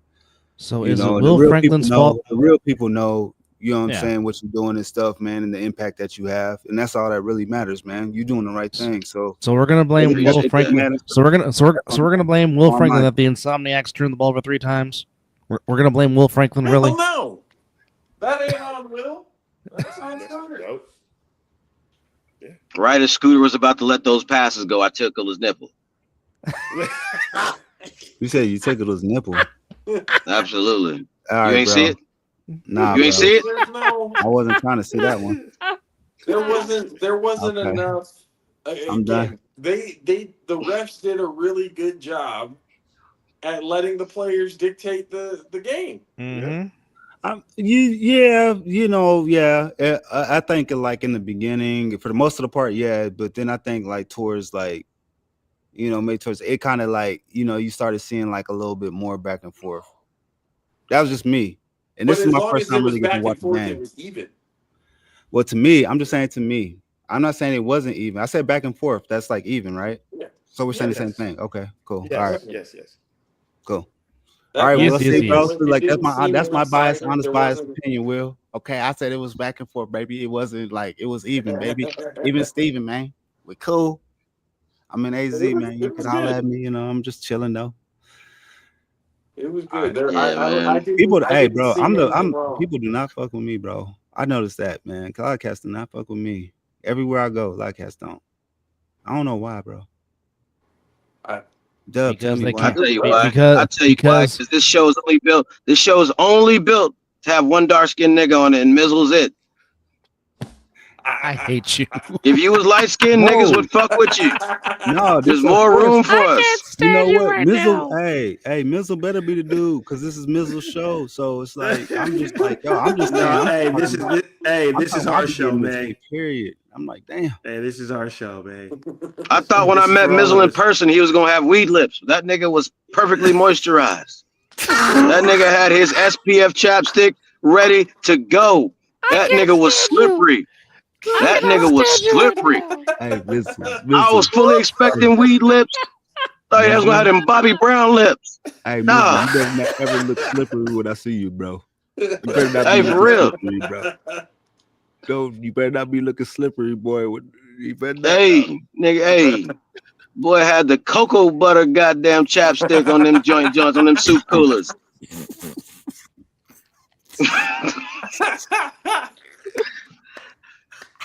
I was like, all right. Hey, Will, thank you, bro. I needed that. Hey, bro. man, This hey, portion nothing of the show is respect, brought to you by goddammit. Cocoa Butter Vaseline. There you go, goddammit. Hey, that's 30,000 right there, bro. They need to be paying us up right now. Oh, That's man. 30,000. They need to be You hitting ain't us getting that right nowhere now. else. You ain't getting that nowhere else. Wow. Do you not like weed lips? Do you want to be moisturized? I was just expecting weed lips. These niggas are smoking left and right.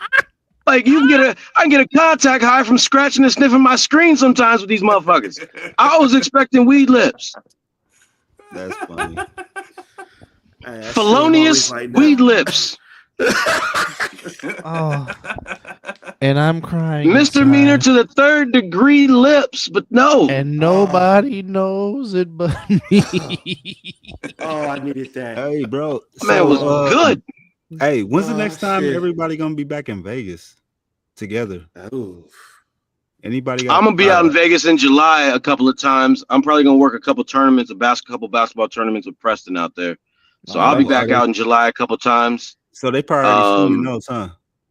I'm pretty sure.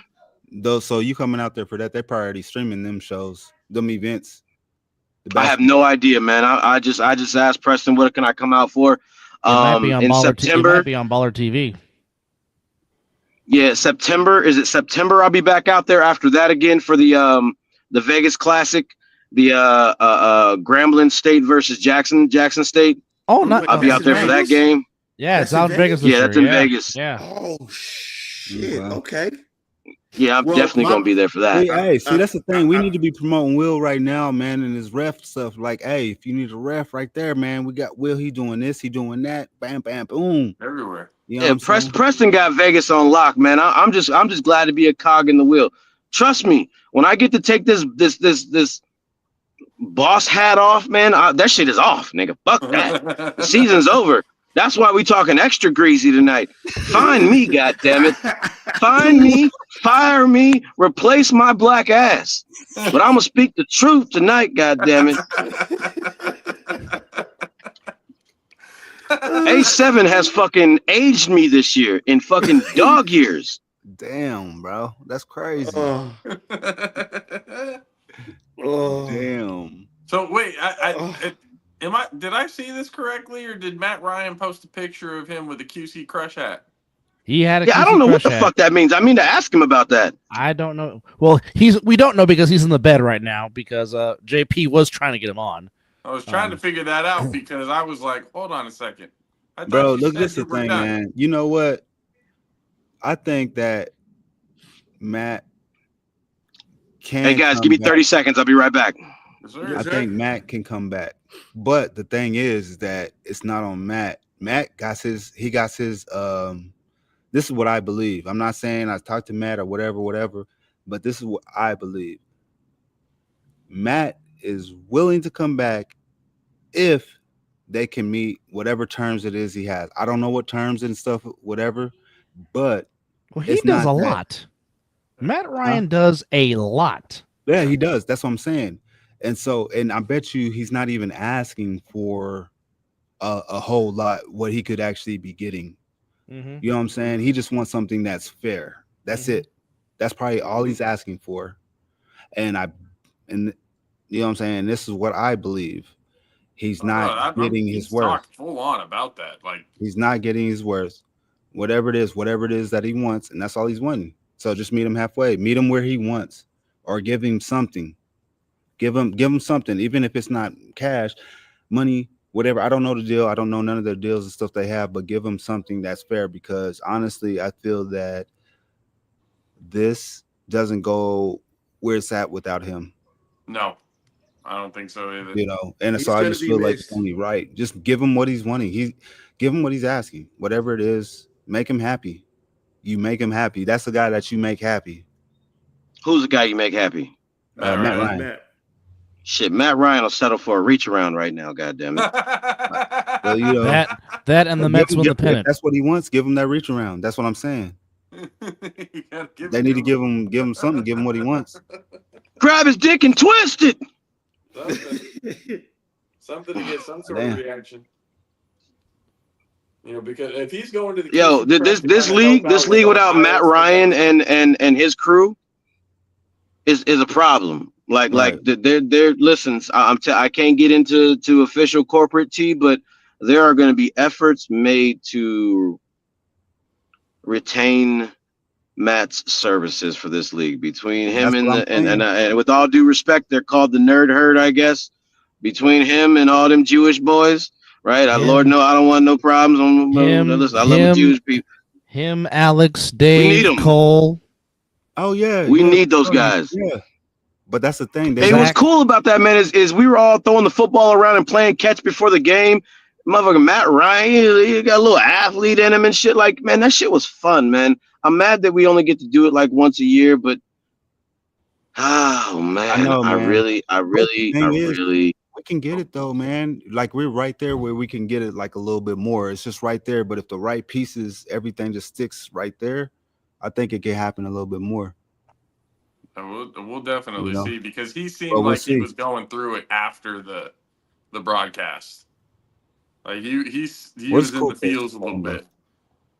So I really do hope that he's still around, even if it's in Ohio or taking on getting production in that part of, especially Baltimore and Ohio, to get better production out of them. Let me address this. Lord knows they need it.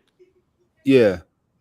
Okay, listen, I don't know about that, cool case. Listen. Okay. Anybody is replaceable. Yes, I do get that, but replacing 4 or 5 guys that make making $1 out of 15 cents every week from a production standpoint, like for what they get paid to do it, right? Those motherfuckers could be at TNT making some dough, but they're a hard package of guys to replace. They can be anywhere, bro. Just like I do. They can be anywhere, cool case. You know what I'm saying? So like, they given a hell of a deal, bro. Nobody's gonna be doing them graphics, none of them, the video productions, none of just like what Will be right back. None of that stuff, bro. After these messages. So when you talk about that, anybody can replace for a cost. All right. So do you know how much it would cost to replace them, bro? I'm gonna give you some numbers right now, bro. To replace them right now, and I'm gonna give you on the low end to replace them on what they do on a weekend. That's about $25,000, bro. That's On on the the low low end, he end, bro. said. On the low end, bro. That's on the low end. So when you talk about replacing, bro, who's gonna do volunteer work, bro? Cool case. I could ask you right now to go ahead do 12 hours of work for me, bro. You gonna be like, how much you paying me? You ain't gonna do it just for nothing. You know what I'm saying? And they've been doing it for virtually nothing for a long time, bro. Preaching to, hey, bro. Mm. Preaching to the choir, bro. I come from Phoenix, Arizona to go to Vegas, bro, and make it happen. Agreed, bro. Okay, you right, cool case. But if the money's not there, how do you pay them? Doug, hey, Doug, pull up the graphic. Pull up the graphic, man. Which graphic? The passion graphic? Yeah. Passion. Bro, the only reason why Matt Ryan them do it is for passion, bro, because they believe in what they doing, bro. They're not getting their worth. Bro, I don't get my worth right now, bro. You know what I'm saying? But I do it for the passion because I know more is going to come from it. Yep. You know what I'm saying? Hell, and they have so much experience. Me and Dub and JP, we don't get paid for this. We do it because we love the game. All right, bro. And we're trying to get the league exposed. Mm-hmm. And that's where would I like to get paid? Bro. Yes, but I love this. I enjoy this league so much. Hell, once Derek gave us a thumbs up to do it, I was knocking on the door, tapping on Dub. Ask Derek if we could do a show. Ask Derek if we could do a show. I just love this show. Yeah, bro. And so that's all it is. What up, 2-5? People don't understand. Like sometimes it's like you want to do more, but when you get to a certain thing, bro, it's just like the money. And it's like, where does the money come from if you ain't got the bread or if the bread's not there, bro? Yeah. That's really what it comes down to. You know, ultimately, we're trying to make something happen with like scraping, pennies together. That's why I'm saying that's why we all go hard in these podcasts. Right. Broadcast. Bro, we take the opportunities though, bro. We take the opportunities for ourselves and create things. Because I've been saying for the last 2 years, I mean, there's a possibility. I mean, if this league gets a national TV deal, I'm trying to tell y'all, it's possible. Well, hell, it could definitely happen. Boy, this TV, if this league gets a national, man, listen, I and I'm gonna say this forever. You guys are gonna get so tired of me hearing this shit from me, but I got no idea why this fucking league has not been on ESPN yet, right? For the shit that I've seen on ESPN in the last fucking 8 months between tag and fucking tag tournament. Are you fucking kidding me? Jungle running around at jungle gyms and shit. Tag, fucking, you can't tell me our league doesn't have the same appeal as fucking cornhole. I'm sorry. You're not going to ever be able to convince me this league does not have the same appeal as fucking cornhole. Yeah. And them tournaments are all over the fucking place. But okay, so that's a good question, bro. That's a good question. Why aren't there as many clips going to ESPN? Why aren't they playing it? Why not? I know they're getting submitted, obviously, or how are they getting it? Because we've seen it on the ESPN before. Is Ryan submitting them, or are they just picking it up randomly? Listen. Here's what I'm saying.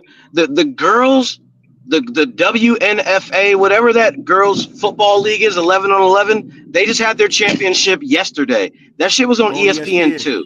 Yeah. But how? But that's the thing, though. So because I believe they have the right financial backing. I think they got a few more things in place than us. But I think we've put out enough to attract some of the right investors. I'm not gonna slander anyone on this call, but okay, I already know. Yeah, I already know. You know what I'm saying? I just think leadership needs to stand up. You know what I mean? I think we need to. Man, I know what you're talking about. I'm grateful for personalities like Derek Duncan's. He's got his ebbs and his flows. There's plenty to love about Derek. There's plenty to be irritated by. But he's necessary. His and I relationship was rocky at one point, but we love each other to death. You know what I mean? At the end of the day, I'd help that motherfucker move if he asked me to help him move. You know what I mean? Like, he's a good dude, man. We just are, from a leadership standpoint, man, we need more bulls by the horn at this point type of situation. Nothing can be done passively. Nothing can be waited on. Like, we need to strike while the iron's hot. Today's game, that production, what I've seen so far, that excitement level, those fans, the noise that it didn't seem like, that couldn't have been 1,000 people, but the noise, like, my God, that shit was. I wish you guys could have been there, man. Dub, I appreciate you coming last year.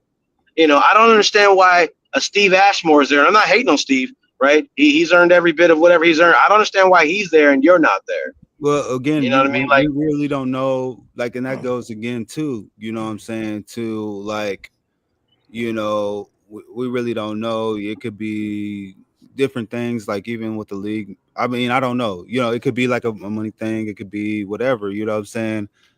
What do you say? Have a stream? What? Have a streamer. It will bring more revenue than ESPN. Bro, we already got streamer though. We got streaming. Yeah, we got HBCU Plus. We got all kinds of. We got a couple streaming deals.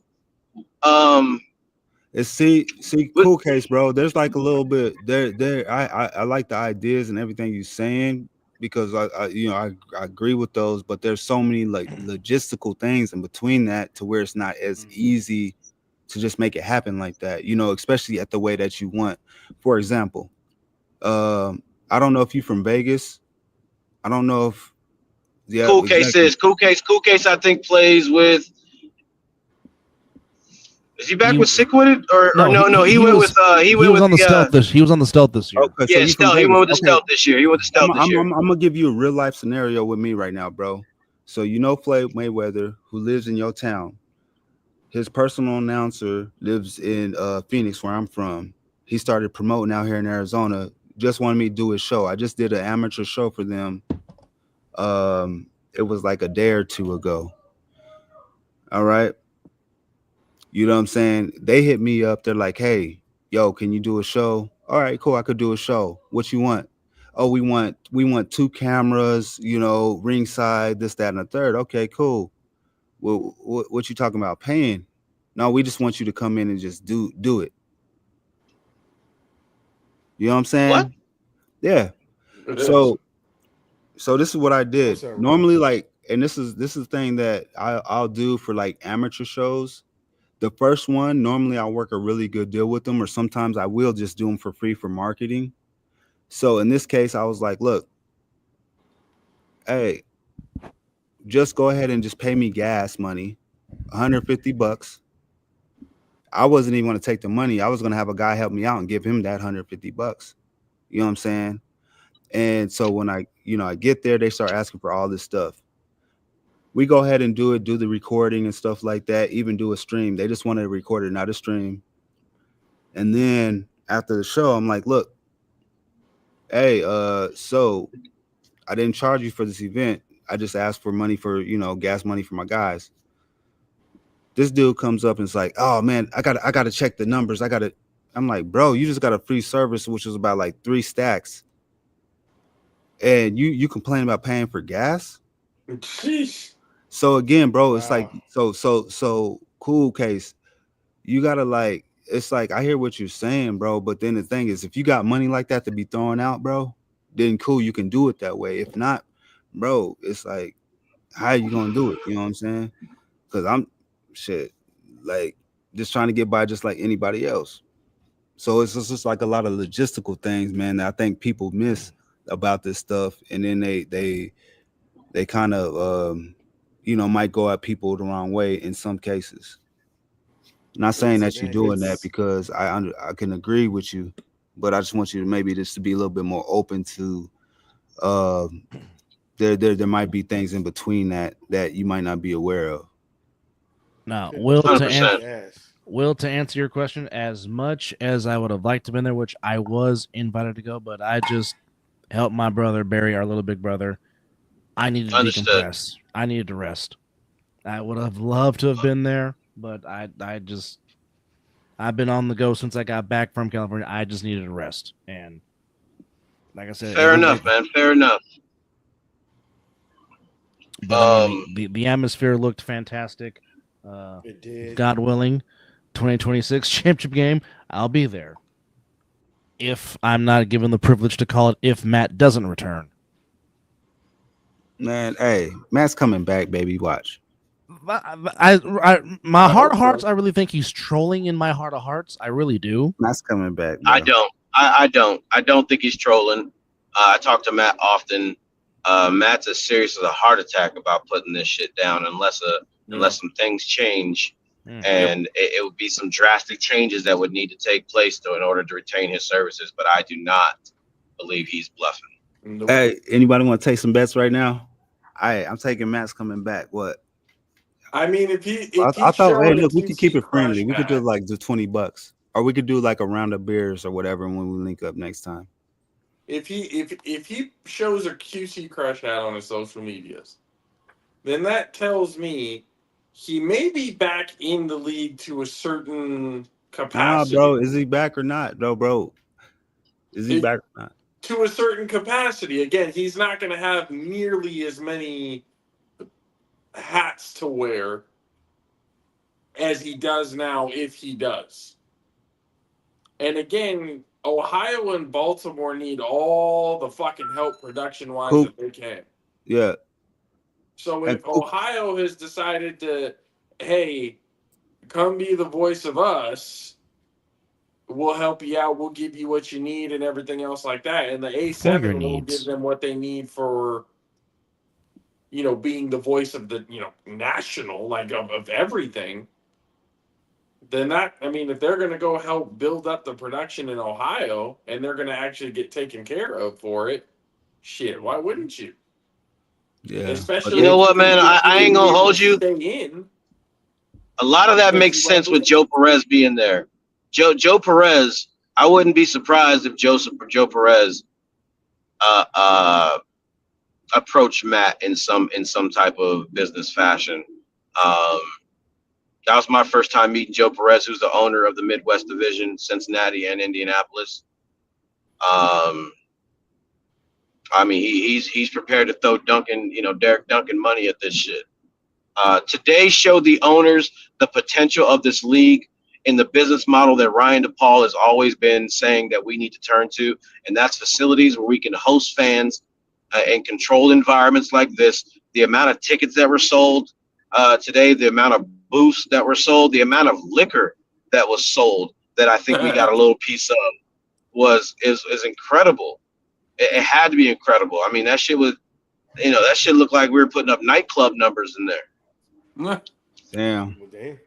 This is good though, but see, out of all that BS, right, that you was dealing with and stuff, the bigger picture is, and this is where players need to be looking at the bigger picture, is that, yeah, it sucks that you've gone through and it's not personal, but as a collectively, they're a part of this too. They're a part of helping this, get those opportunities and everything like that to help make it better for other players.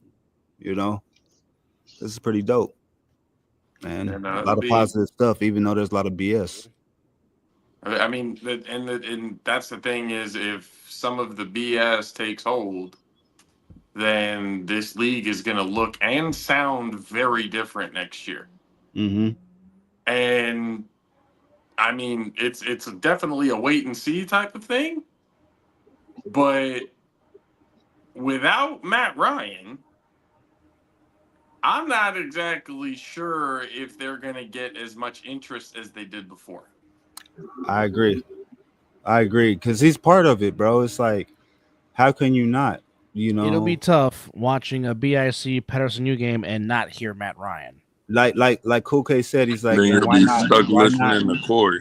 Cool K said, why not pay? Welcome back, 2-5. But the thing is that we don't even know if they have the money to pay, or are they willing to meet Matt Ryan's terms? That's really what it comes down to.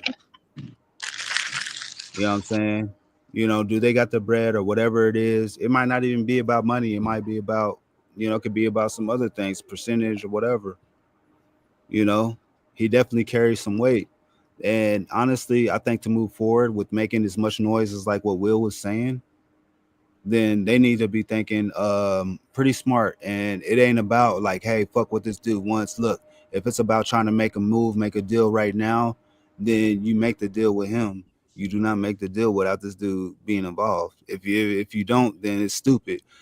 Or if you don't, then you go ahead and try to ride the wave or whatever. But if you move forward without this dude, then you need to get somebody good to replace him. And now you're talking about paying. So now you're gonna pay somebody more than what if you'd gave this dude just a little bit more, he would have just done the same thing at the effort that he was doing.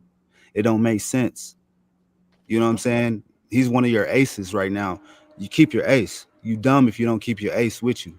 You need an ace. Everybody needs an ace, bro. You know what I'm saying? That makes things easier for you. He's A7FL's ace. Yeah. 100%. They need to make it happen. They need to figure Yeah. something out. Hopefully they do get it figured out because again, it's gonna be a little weird. It's just not gonna be right, you know. But if they don't, they like you said, like Cool K said, you got to still move forward. So they got to move forward. Then how do you move forward? Okay, because if you move forward without Matt Ryan, you're not gonna pay anybody more than what Matt Ryan wanted. You're gonna do it at the same, or maybe you know what I'm saying, Less. or less. So who are you gonna get? Did you guys see the intro? Did you see the intro that he created for the game? Yes, Yeah. yes, Yeah. it was fire. Like just the soliloquy of words that this motherfucker puts together, along with the visuals that go into that video. Like, man, that's unmatched. Yep. That's unmatched production. That's unmatched skill. Right, and you're not Like- gonna get that, and you're not gonna get that for like bottom dollar. That's like top dollar like type stuff. He could be charging like for something like that. He could be charging $1,000 for that intro, you know, or probably even like in some cases tens of thousands. You know what I'm saying? You know, for an intro like that, I'm guaranteed they're not paying that man $1,000, and it's understandable because they're not there. But you still got to do the right thing by the man. Yeah. You still got to do the right thing by the man. Even if you ain't got the money, you need to make it right. He earned that. He puts in way too much work not to take care of him the right way. Yeah, I agree. Yeah, they got to do the right thing by the man, and I can see him coming back. But I hope so. But are they gonna do that? If they don't do that, then it's just like, well, hey, man. If they don't do that, then they're just like, well, hey, man, we're just kind of just going because you can't move forward without him at this point. Not right now. Even if you have so much different terms, hey, we're gonna go another year. We give it one more year. We figure it out. We're gonna give you what you want, and if things don't happen how you say, okay, then we can go ahead and go part ways. Yeah, it's gonna be hard now. Let's hear Matt call a game, an East Coast game. But the thing is, he's so much more involved than just calling the games, you know. Exactly. Oh yeah, well you're gonna miss it. Yeah, production wise, and again, the I know we're saying Matt Ryan, but there's a whole lot more to it. That whole crew, the team, Matt Ryan that team, whole team is just, and that's and when I say that too, I mean like Matt Ryan, I'm the whole crew, you know, the whole crew, everybody. So Rob, yeah, I'm glad you pointed that out too. Yeah, the Alex, whole crew, all them guys. Dave, Zach, Cole. Yeah. Cole, the statistician, is probably invaluable. They need to keep him around too. Who's like that? The amount of knowledge that kid has statistically is just ridiculous. Yeah, but Cole is Ryan DePaul's cousin, so he ain't going anywhere. Oh, okay. I didn't know everything else outside of that, with Alex and the rest of the crew, it's invaluable. It's a team that has been working together on this project for so long, and have helped build it visually to what it's been. Visually, with everything that you've been giving to these investors to show them why the league is so special, you're using their work. Bro, you know how much it would cost to replace Matt Ryan right now? Like, bro, they can't afford it. Just Matt Ryan himself. Just this period. Yeah, just that exactly. Like, you're talking about a whole production crew. Like I told you guys, a minimum, it's about $25,000 of production for for what we're doing. A minimal on the low end. You know what I'm saying? 20 everything. You know what I'm saying? So let's just think about that, bro. And we already know they probably don't get me started, man. That dude they ain't even kicking them guys in like $5,000 for what they're doing. Probably not even, I'm not trying to talk on things, but it's like we know it's not their worth. No. So you keep the dude. Yeah. You keep the dude, you work it out because he's not asking for too much. They ain't asking for too much. You're happy that they got him. I can tell you now, it's not really a money situation of throwing more money at him, throwing more shares at him. There's some more basic fundamental differences that have to change in order. I got Matt Ryan returning more. I'd put more money on him returning as a ref than I would as an announcer next year. Really? I couldn't even see that. But you probably you talk to him more. So so it's gonna be a lot that it's not a lot that needs to change, but the one or two things that need to change are equivalent to moving mountains. Yeah, and no, that's not happening. It would take a lot to get this mountain moved. Why would it take a lot? That's the bro. Mountain that means that it ain't happening, bro. Yeah, that means his demands is probably a little too high. It's like damn near. Yeah, some serious things have to change. But if it's not financial, if that's not the thing that's really the issue, then why is it difficult to begin with? If it has nothing to do with money, then why is it difficult for those demands to be met? Because it's personnel. Any of y'all ever been divorced? No, and I hope not. Not trying. Yeah, well, shit. I never been married, so I wouldn't know. Dub, you ain't got no bitches? I have before. Damn. This is comedic, boy. This is funny. Well, you funny, man.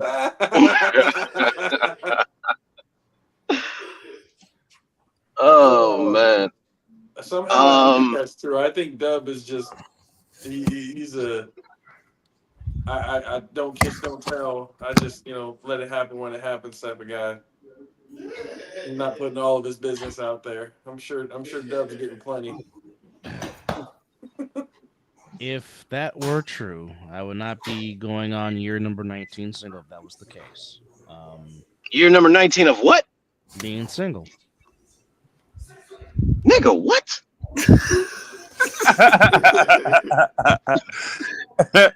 Hey, what in the fucking statistical fact is that? What? Easy. I have not been in a relationship since the year 2006. That is funny, boy. This is a comedian. Is it any particular reason? Just haven't found the right one? That's all? It is a mixture of a lot of things. Yeah, tell him, Dub, these hoes ain't loyal. That too. But it's a mixture of... You have to understand. Like, my family dynamic is very different. And I'm not talking about family by love, because that's what I have. I gain another family, and that's a whole other story for another show. But as far as just DNA blood, when it comes to family, it was just me, my mom, and my grandparents. Both of my grandparents are in heaven. Okay, I was the only child my mother gave birth to. My mother was the only child that my grandparents gave birth to. So there's no cousins, no aunts, no uncles. So most of my life, before I met and gained the other family that I have now, I'm used to just being me and doing things as I please and just doing things by myself. I have no trouble going to eat by myself, going to the movies by myself, going to sporting events by myself. I do it all the time. It does not bother me, not one iota. Would I like company and companionship? Yes, I would. But there's also a part of me that is scared of commitment because I've been so used to just getting up and go as I please. And sometimes it's hard for me to share myself with somebody. That's another reason why I've been single for all these years. And then some of it is, it's just very hard for me to trust women because Hey, Dub, I got Dub. a question, right? Shoot, I got a question. Can we get you out of your comfort zone, right? Would you be down to do a pop the balloon? What the hell is that? Hey, I think that'll be some funny Don't shit. do that But to him. like, no, fuck that. Dub is funny, all right? Like, we got to be able to get his personality out there. You feel me? Like, we all know him. But like, on fucking pop the balloon, that should be fucking crazy. Oh man. What the hell? Oh yeah, bro. Hey, so where did that stuff originate from? I'm trying to still figure out what the hell it is. Bro, they said that Pop the stuff balloon? originated from Phoenix, bro. Yeah. Somebody told me that. What is that? It's like a It's like a almost, dating thing. almost If you don't blind like dating. somebody, bust the Is it balloon. speed dating? Something like that. Yeah, so it's like, get the women balloons, right? Mm-hmm.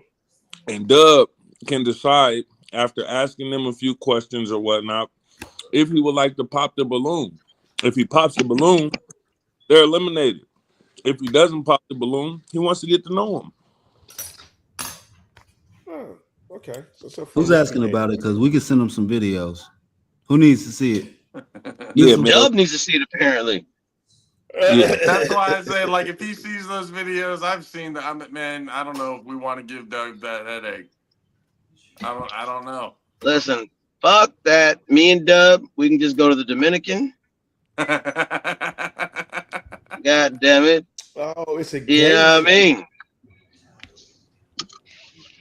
But god damn, this shit about to turn into an intervention. I'm fine playing my role. I know what my role is.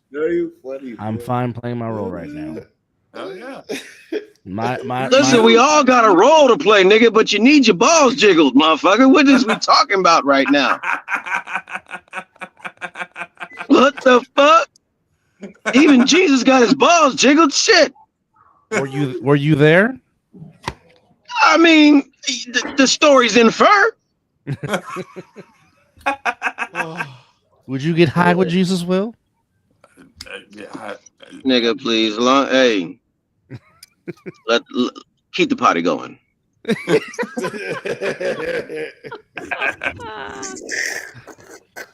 We have damn near talked about everything on this damn podcast, from Jesus to weed to dating games and getting testes jiggled, if you will. Hey, Will, I got a question about the game. Rap to me, dog. Rap to me. There we go. Hey, that call. The call that on Ashanti's return. What was the call on that? Like, what was the call that was originally called? So the call was originally called Preston. He blew an inadvertent whistle. The ball apparently then came out. He marked it with the beanbag, which is the indication of a fumble. He originally went and pointed as Insomniacs' ball. There was no other evidence to say it wasn't Insomniacs' ball. You know what I mean? But it was an inadvertent whistle. The letdown on that whole scenario was the production and not having the replay. Without the replay, we had to defer to high school rules. And because of the inadvertent whistle portion of things, it remained BIC's ball. You know, I fought to try to get it to be right, but with production was just not having it right then, man.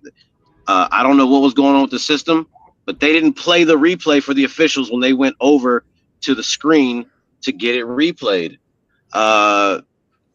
You know, that the buck didn't start with me and it didn't stop with me, and I had zero influence over that situation. I just know that Preston was like, "Oh shit." So did you get to see it afterwards? Yeah, I still haven't seen it yet. So you guys didn't see the replay that they were showing on the live stream? No, because they didn't have it. Like, okay, They weren't seeing it like we were getting the seeing signal. Yeah, I get it. I get it. He said that people were on the sideline. Kenny said that there were people on the sideline with the phones looking at it. But still, they can't even take that because it's not official. Even if they seen it and stuff, it has to go through the, through the production. Yep. That's crazy. They didn't give y'all that footage. That's crazy work right there. What's crazier is that Kenny saying that center was having a say in what was about to be going on. That's what the crazy thing to me. I'm still kind of trying to get over that. Wait, center got on the production and said something? That's what Kenny said. I didn't. He said he looked over and saw center trying to, with the production and everything, trying to figure out what was going on. Maybe he was in there. I didn't hear him speak. If he spoke, I mean, like, that's kind of. I'm pretty, bro. I'm not even gonna speak on that.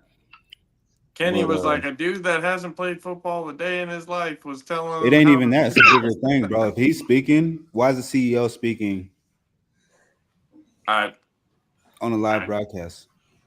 Well, it's not the live broadcast. He was talking to just production, either on the headset or whatever. Oh, okay. Trying to figure out the call. Oh, I thought you was talking about like on the live broadcast. Like no, not the live broadcast. No, it was. Hey, fellas, man, real quick, man. I love and appreciate all y'all, man. Y'all are my Negroes for fucking life. No matter where this league takes us, it's 2:15 in the morning. I'm gonna go ahead and shut it down real quick. Oh yeah. Listen, A7 or no A7, you know what I'm saying? I try to jump on as many of y'all shows as possible just to talk a little shit, whether it be in the comments or live here. I appreciate you guys always having me. Nothing but love, man. But I'm gonna shut it down, bro. I'm tired as a big Doug right now, man. I bet you are, man. We appreciate you. I'm about to rub off too. I'm fucking tired. Yeah. It's only 11:15 over there. What you talking about? No, I understand. It's been a long one. It's been a long few days. All right, well, shit. I gotta go change these drawers, man. This chafe on my thighs is fucking killing me right now, dog. Just sitting in your own filth. Ain't no bullshit, man. Listen, I asked Preston at halftime if he had an extra pair of drawers with him. My shit was fucking. He walked out there like a fucking rhinestone cowboy with these bow-legged motherfucking joints. But this shit was tough. It was moist in that motherfucker, boy. The humidity, it was still cool, but it was still hot on that joint, man. Like, hey, it was a great fucking game tonight. That was a great championship, man. I appreciate you guys for covering it, giving honest feedback, asking honest, hard-hitting questions. Never the easy shit. Nope. Man, listen, I'm glad to be a friend of the show, man. I'll definitely catch up with you guys sometime during the week. Absolutely, Thank you, sir. Appreciate you, sir. All right, we'll have a good one. All right, brothers. Yeah, brothers. All right. Oh, not a dull moment when Mr. Franklin comes on the show. Nope. Not at all. I didn't realize how funny he dude is, man. Oh, man. He be in the chats, though. It's Will good to get him live. One of the funniest referees I've ever heard in my life. Oh, yeah. You can't get enough of that. But, fellas, I got to hop off. Like I said, I'm going to go to bed.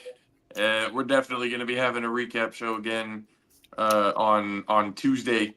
And get the touchdown montage for the final game of the season for sure. But always a pleasure, gentlemen. Mizzle, great seeing you today. I'm glad you got the approval of the warden to have that watch along with everybody.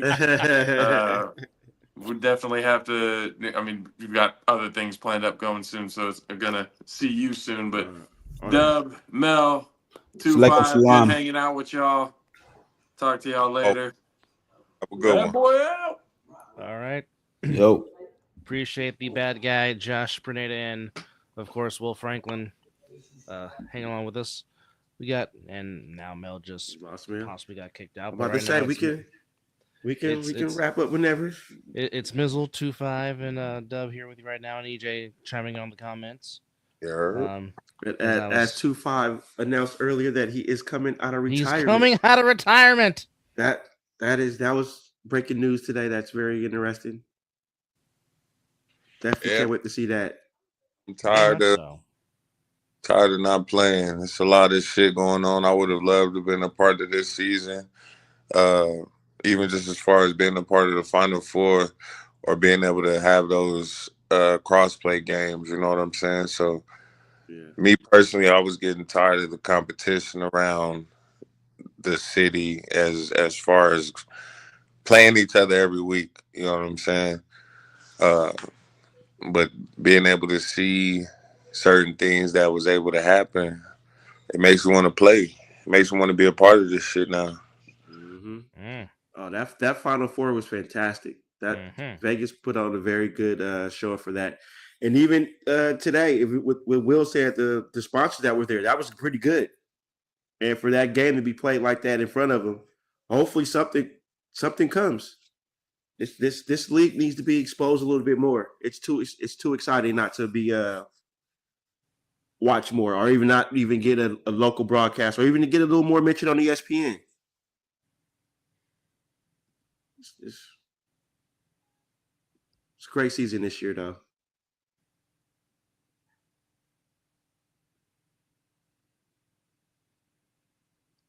Dub, got anything? I'm trying to clip something right now. Hold on. Oh, that's why you're focused. Yes. I was wondering why you were locked in on something.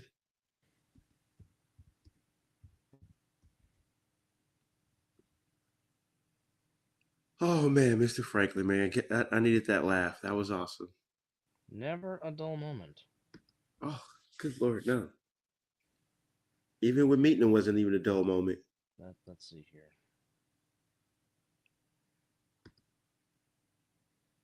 Can I do it? Do you have it?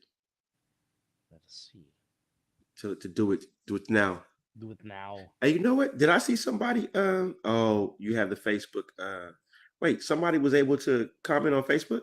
That's probably on the other side of the ball network on one of the streams and memes page, probably. There must be is that it's public, isn't it? More than likely, yeah. Yeah, that's why they probably can do it.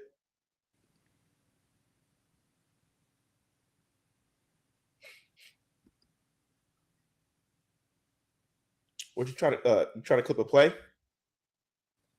Yes. Because I don't know how to do that that share screen stuff yet. What do you mean? How to share a screen? How to share a screen? I don't know how to do that yet.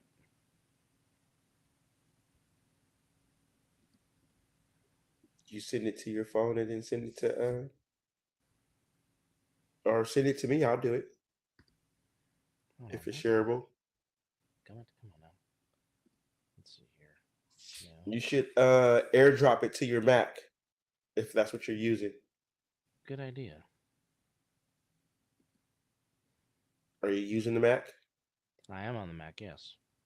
All right, well, airdrop it to your Mac, and then you should be able to go to the present or invite, and it should be in your files. You should be able to run it from there. See, Ninja.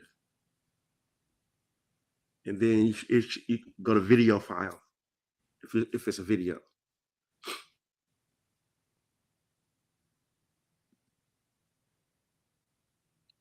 See, just like do I have something A7 on here?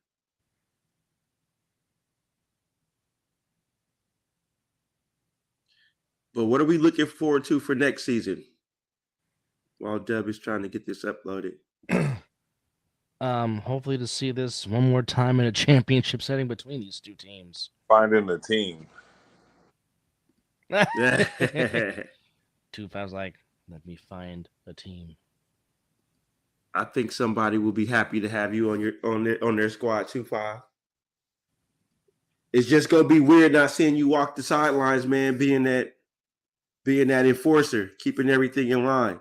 You did a damn good job with that.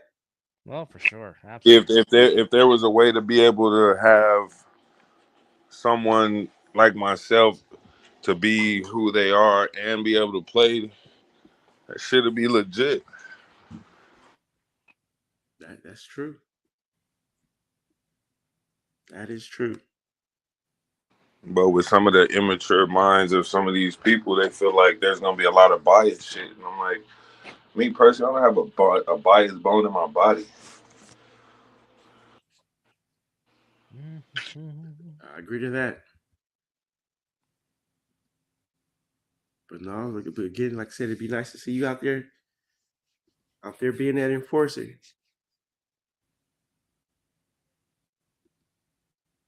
Did it work? Did you airdrop it? I'm trying to.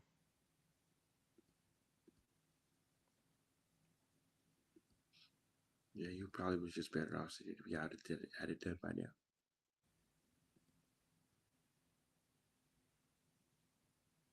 I know I move a lot fast.